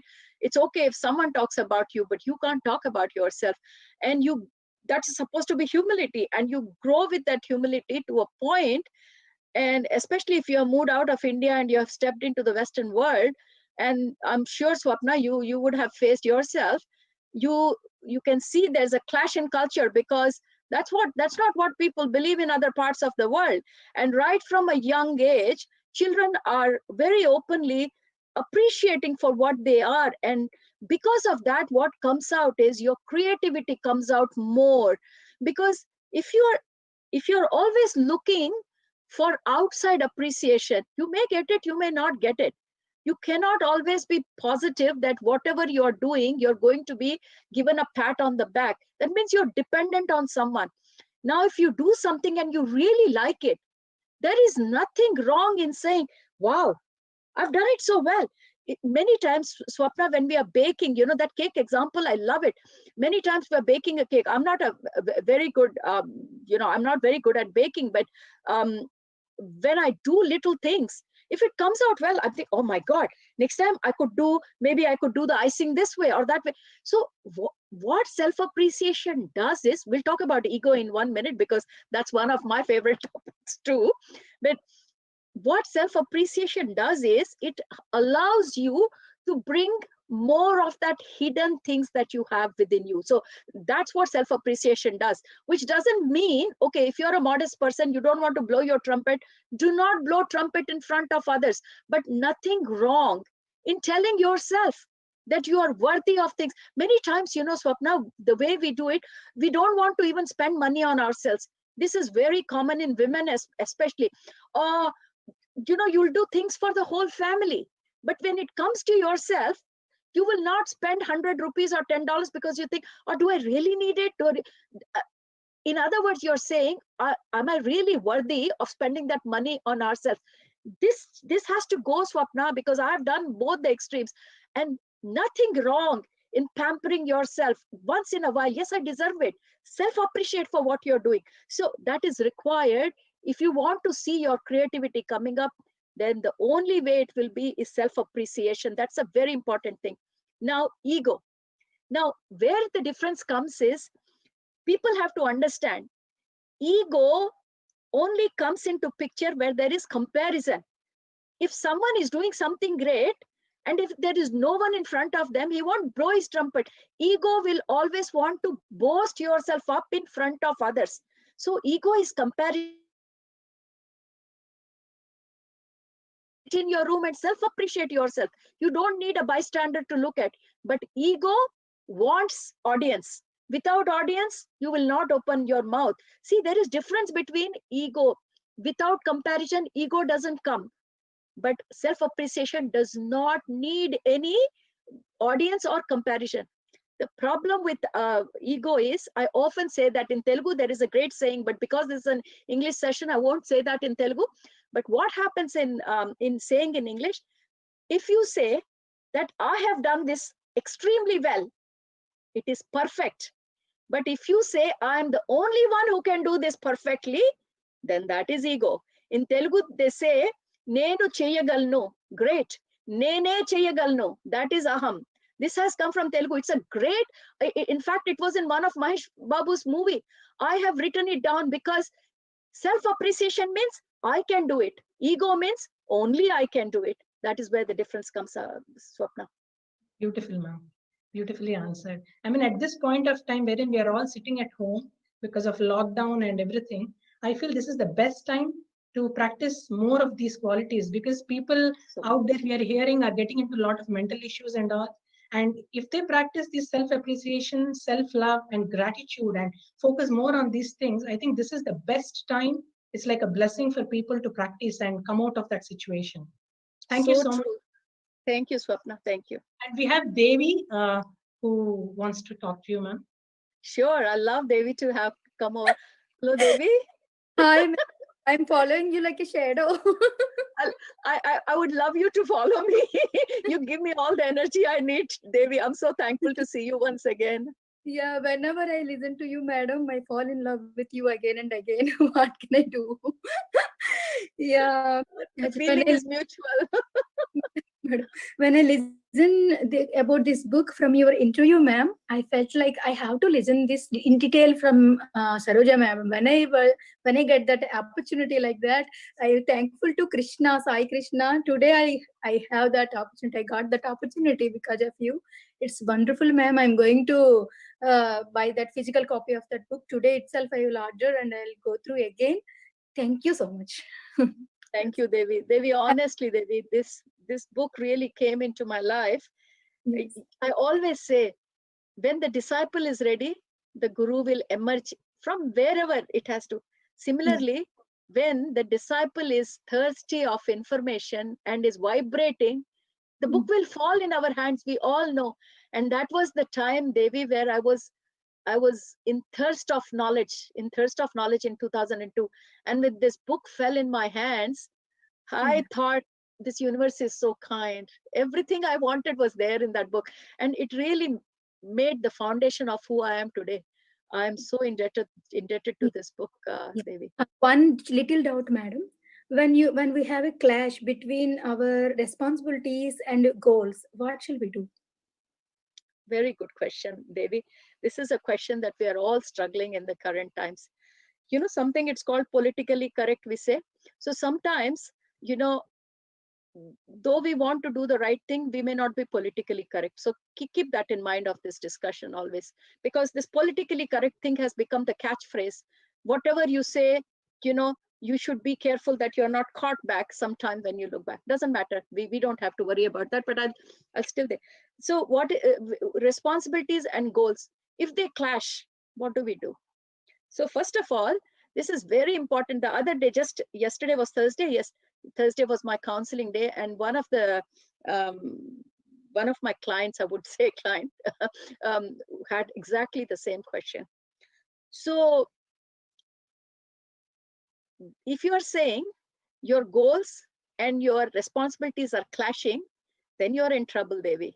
So how do we get out of it? Our responsibilities and goals, if they match, only then we can really fulfill our job. So the easiest ways,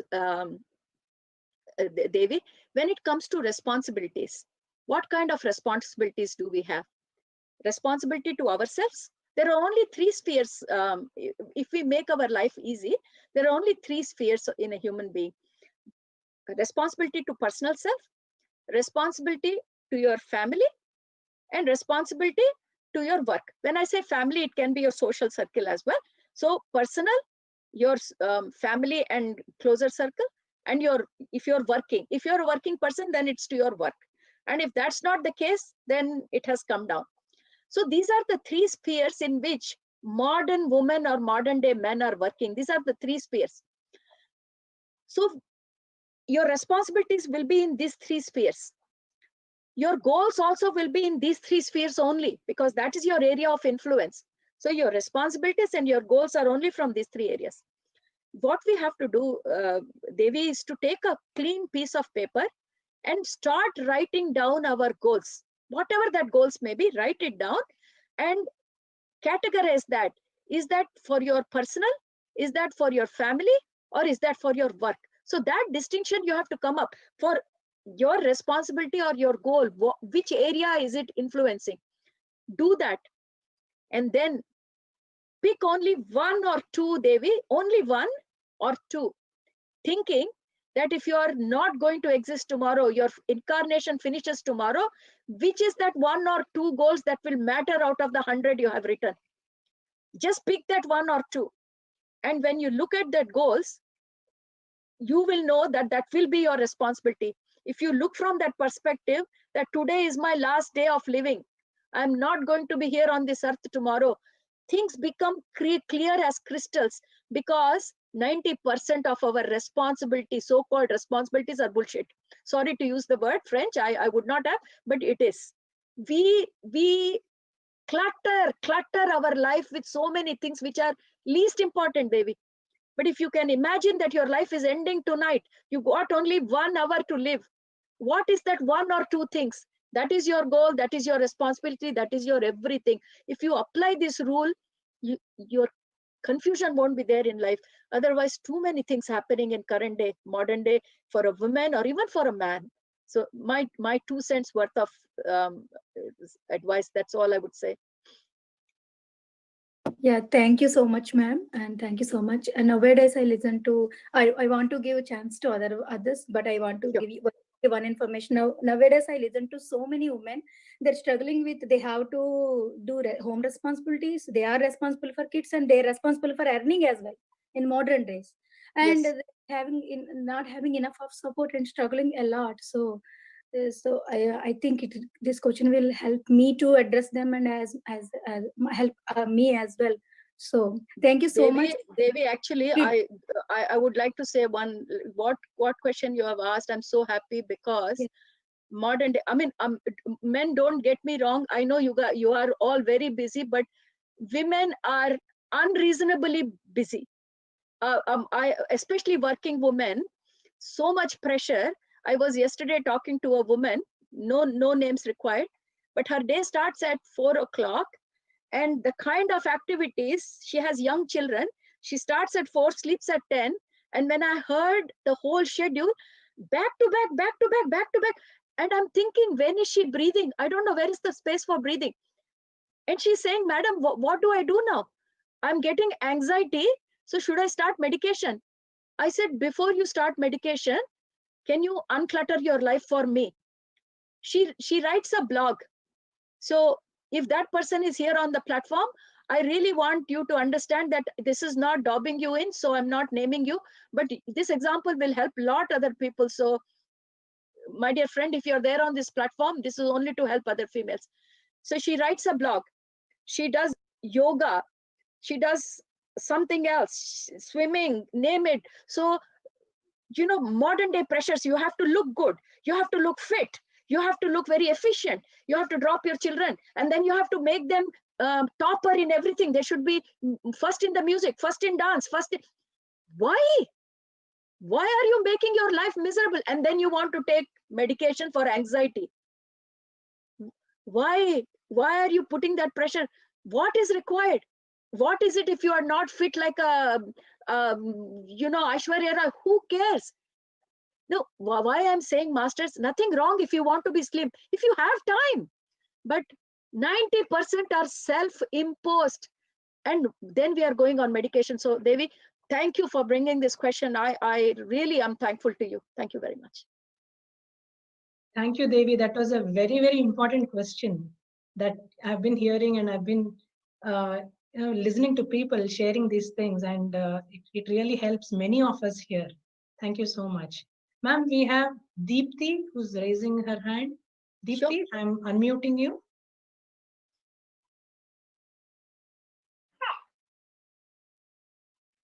Deepthi, you can speak. Yes, ma'am. Hello. Hi, Deepthi.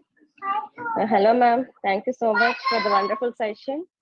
Yeah. Actually, I have to say, ma'am, as I told you many times, it's a interview that gave me so much of motivation and inspiration, answers to many, and I'm so happy to listen again that 4 principles. I already have that in my notes, and I would like to say in this platform, ma'am, that self-love. That's really a wonderful and first priority that I make in my life, that changed the way I think, and the happiness what I'm enjoying irrespective of what is around me. I think that's a self-love, ma'am, because we never try to hurt ourselves, and we know that whether we are doing right or not, and the forgiveness. So, and also you said something today that I got an answer for it. You said that we should not confine to only one thing. So I thought that I will look into what the something new I want to look. So that is how your sessions always help me, ma'am. So I'm very thankful to you once again, and thank you. And you said that that book is a blessing to you. I think you are a blessing to us, ma'am. You are a blessing to us, and as I told you, the depressions, whatever the counselings, no, it's not at all needed, man, if you really practice these 4 principles in our life. So thank you so much, ma'am. Thank you. Thank you, And also, Deepthi. It's lovely. yeah, ma'am, you said that ego and self appreciation, you said, right? I think ourselves we will be knowing, ma'am, whether we are doing right or not. So whether it's a negative appreciation or a positive, I guess we will be knowing it while practicing all this. So, and my baby is giving me a chair to sit. That is how. Thank you very much. Thank you. I think Thank you, Deepthi. Nice to have you. Yep. Thank you very much. Thank you, Deepthi. Very aptly said. If you listen to ma'am's sessions, I mean, definitely there's a lot of wisdom, so much wisdom we can apply in our day-to-day life. And I am very blessed to say that I'm one of them who's immensely benefiting. Thank you, ma'am. Ma'am, we have Thank you, Suresh Swapna. Garu, who would like to talk to you. Suresh garu. Ma'am, today is another great day in the PSSM movement. Listening to extempore session by Saroja Madam. We know Saroja Madam before MDMC and at Kailaspuri. We have fixed one personality of Saroja Madam. But right from MDMC, December 19 onwards, we have seen Vista of Madam giving lecture after lecture, lecture after lecture in Zoom sessions. Really, today is a great day, and it is an apt session fitting the digital Swajha Yoga, explaining in detail. We are like LKG students before the teacher.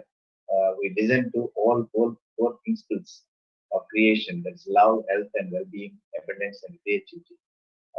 We have explained in detail, madam. Thank you very much once again for giving us such a wonderful speech, for enlightening us. Once again, thank you, madam. Thank you, Suresh Garu. It was lovely to talk to you. Other day I saw you during Ray Chandran session, but didn't have a chance to say hello to you. I'm so happy that you're here today, sir. Thank you. Thank you for your words. Thank you very much. Thank you. Thank you, Suresh Garu. Ma'am, we have Navina Deviretti. Sure. Hello, ma'am. This is Gangadhar. Hello, Thank you so Gangadhar. much. How are you? Good, madam. How are you? I'm Thank good, you so much, madam, for today's session. It connected so many dots. Whatever dots we have been putting, it connected so many dots and answered so many questions. Thank you so much for you and the organizers for this wonderful session. I had some question like that, karma. Is it like whatever we do in this life, will it be coming back in this life or previous life? All those questions. Now I got the answer that whatever you believe, even it is previous life or this life, that's what comes back irrespective of the lives. Thank you so much, madam. And one question also we are getting, like there's some date like December 21st, something is going to happen, these Palladians are going to come, and it's creating anxiety like so many people. I wanted to ask to you, what should we do? Or should we prepare for something like that because of this ascension which you talked in this session? Yeah. So that was the main reason, Gangadhar, why I picked that question about evolution, because one of the question was, what is going to happen? Anything drastic? See, this is back in 2001, because everyone knew that 2012 was a doomsday coming up, and everyone was waiting for 2012. Something will happen in 2012. So most of these questions about evolution in this book is from that perspective. So, but the fear is the same, that when the new age will start or when the change will come, what will be the condition of this planet? And Omni very clearly said, you're not going to see much change, but it is in your thought process too. If you want to see the change through disasters, it's all about thinking, Gangadhar, and this corona time has showed us so clearly. We are going through ascension. We are going through tremendous evolution.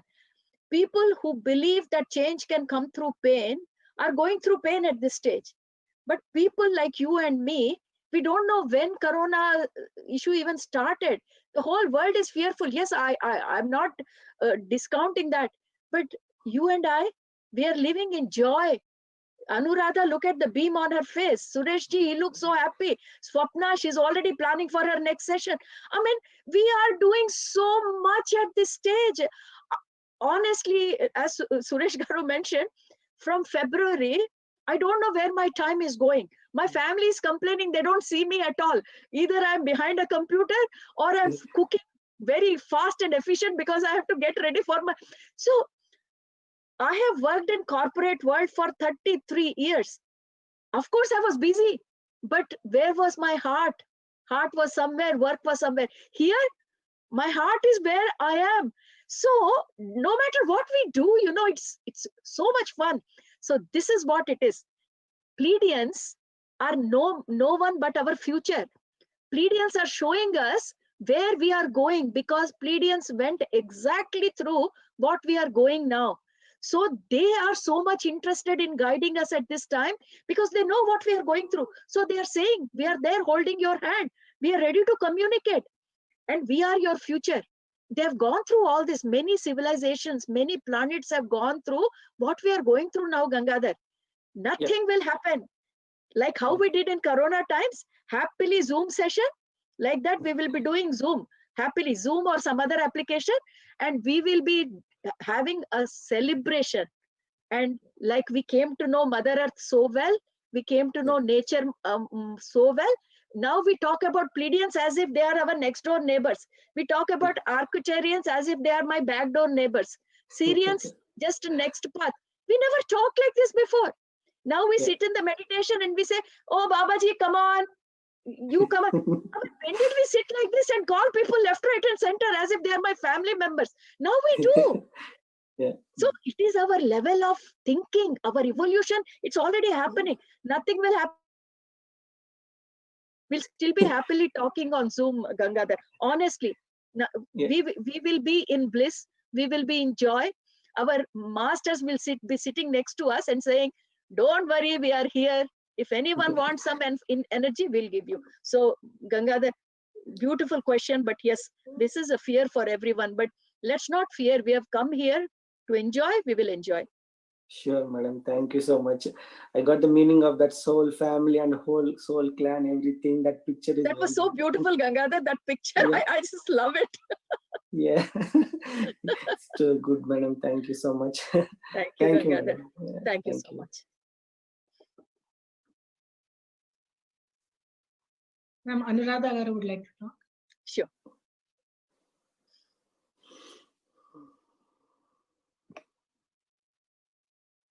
Ma'am, you're on mute.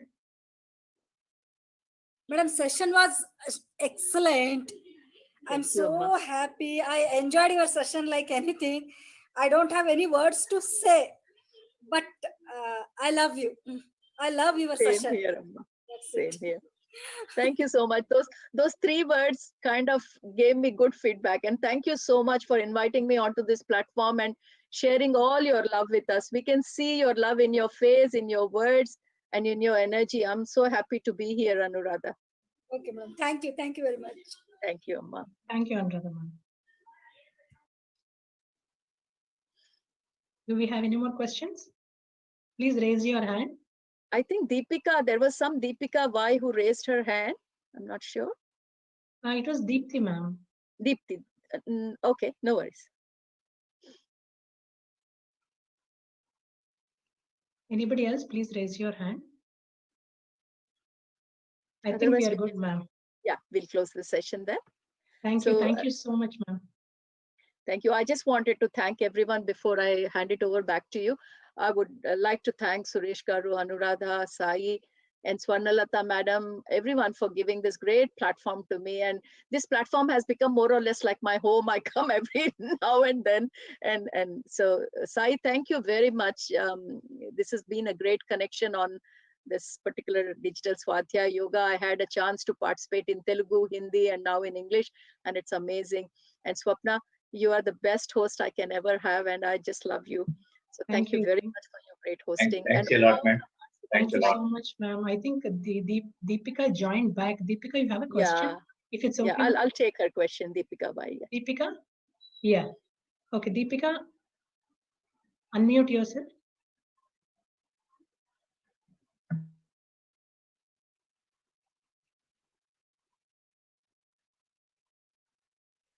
Deepika, can you please unmute? Yeah. Yeah, you can speak, Deepika.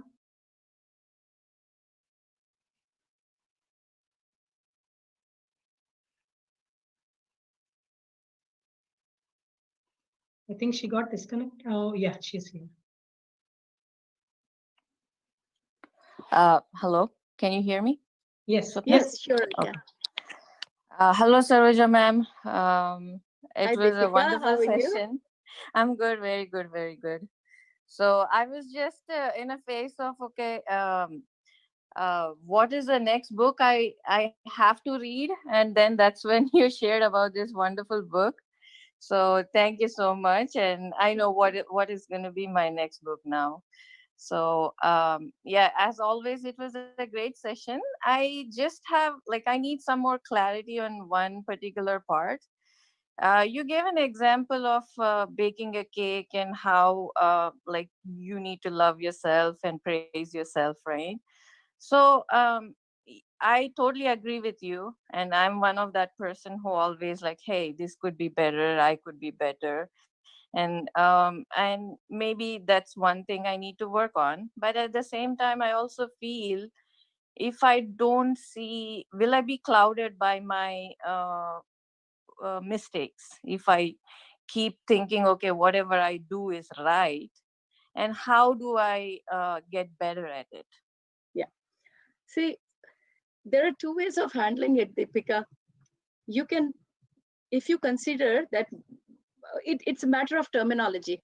So if you're calling it mistakes, then there are two ways. Either from you learn from your mistake, or you can punish yourself for your mistakes. Mistakes are not for punishing. If you call it mistakes, I would call it improvements. There is no standard that tells you that this is the perfect way. Who is the world to tell you that this thing has to be done only in this way?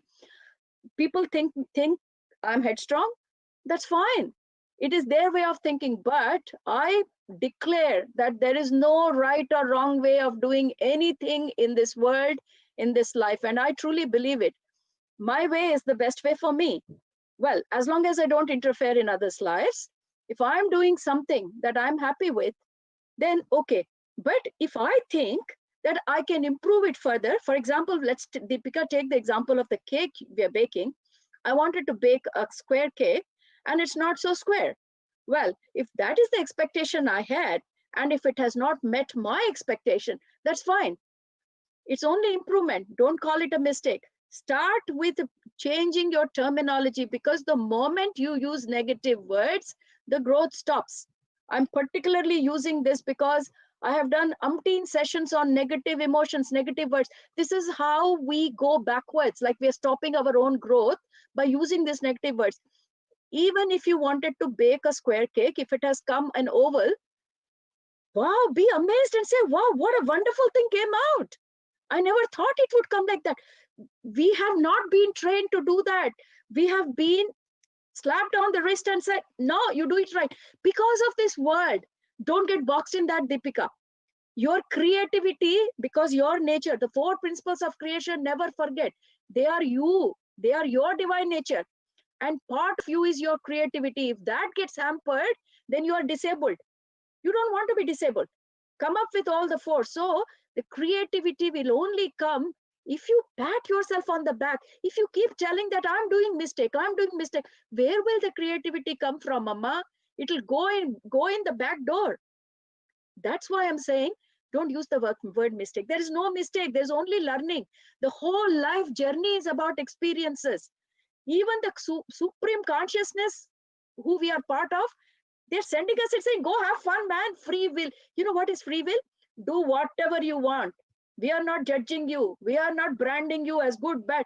We are the ones who come into this physical dimension and start seeing everything in duality. There is no mistakes. As long as you do not interfere in others' lives. I keep clarifying this because people say, I can do anything. I can go and murder the next door neighbor. You don't interfere in others' lives, but do what you want. There is nothing right or wrong. Our free will to experience for what we have come. Enjoy life, do what you want, and let the creativity flow. Yeah, in fact, the cake example just happened in our house. Like my daughter, 13-year-old, she baked a cake for my son's birthday last week, and it was a very delicious cake. But Wow, again, wow. it didn't get baked in the middle, and we all were trying to tell her, and she's like, "No, it's bad, it's bad." Yeah, So, yeah. and when you just mentioned about that cake example, I was like, okay, yes, it didn't get baked in the middle, but it was delicious cake overall. And she's Yeah, a 13-year-old and she's yeah, still yeah. starting. So Deepika, very, very valid point you have raised today. Everyone who have children, please listen to what Deepika is saying. This is the problem with the current generation. They are self-critical, self-critical. Today, the teenagers are going through high rate of suicides. The only reason being, the reasons are so flimsy. If someone like us look back and say, that was not even a worth reason for suicide. Why I'm mentioning is you have given a small example. That's where the whole thing starts. I have children at my place. I'm sure there are so many on this platform who have young children. They have become so critical. And small example, if the cake is not baked in the middle, it's not the end of the day, isn't it? But Right. the children are being judged like that everywhere, in school, in the sports ground, in the music ground, at home, even by the parents. Critical, critical, critical. We have to change somewhere the whole humanity, Deepika. Let's be the ones who change it. Doesn't matter. Cake is not right in the middle. Let's cut that part, throw it away, let's eat the rest. Yeah. Not the end of the day. You know what? This is Corona time. And not normally, I get stuck with most of the cooking. My husband helps sometimes on the weekend. But now, because everyone is at home, Friday night and Saturday night, today night happens to be, my son takes over. Mom, I want to cook. You know, initially, I was like, oh my God, he's going to cook. He's going to spoil the kitchen. It's going to take 2 hours for me to clean the kitchen. And then I said, guess what?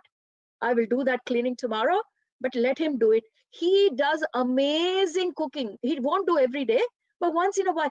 And now I've started to enjoy it. I'm thinking, if I was always critical about his kitchen messing, when will they get the opportunity to do it? And this is how we are killing our children, suffocating them by being so harsh on them. And that's the cause of depression and anxiety in the current generation. Deepika, such a great point, simple example of cake, but you have mentioned such a great thing, Amma.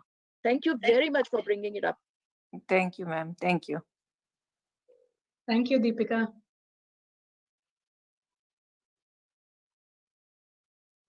Yes, ma'am, we are done with the questions now.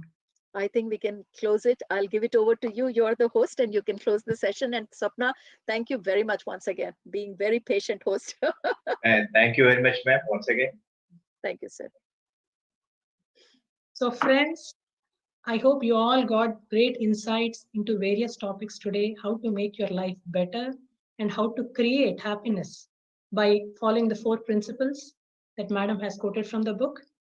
So we are so fortunate and lucky that we have all these great masters who are collecting the spiritual nectar from all these books and giving it to us. We are just sitting and just hearing to them, and they are doing all the work for us. And we are very blessed and fortunate. And Spiritual India team is also trying to take the responsibility of passing the knowledge of true spirituality obtained from various spiritual scientists and spiritual gurus from the world and making it available to everyone.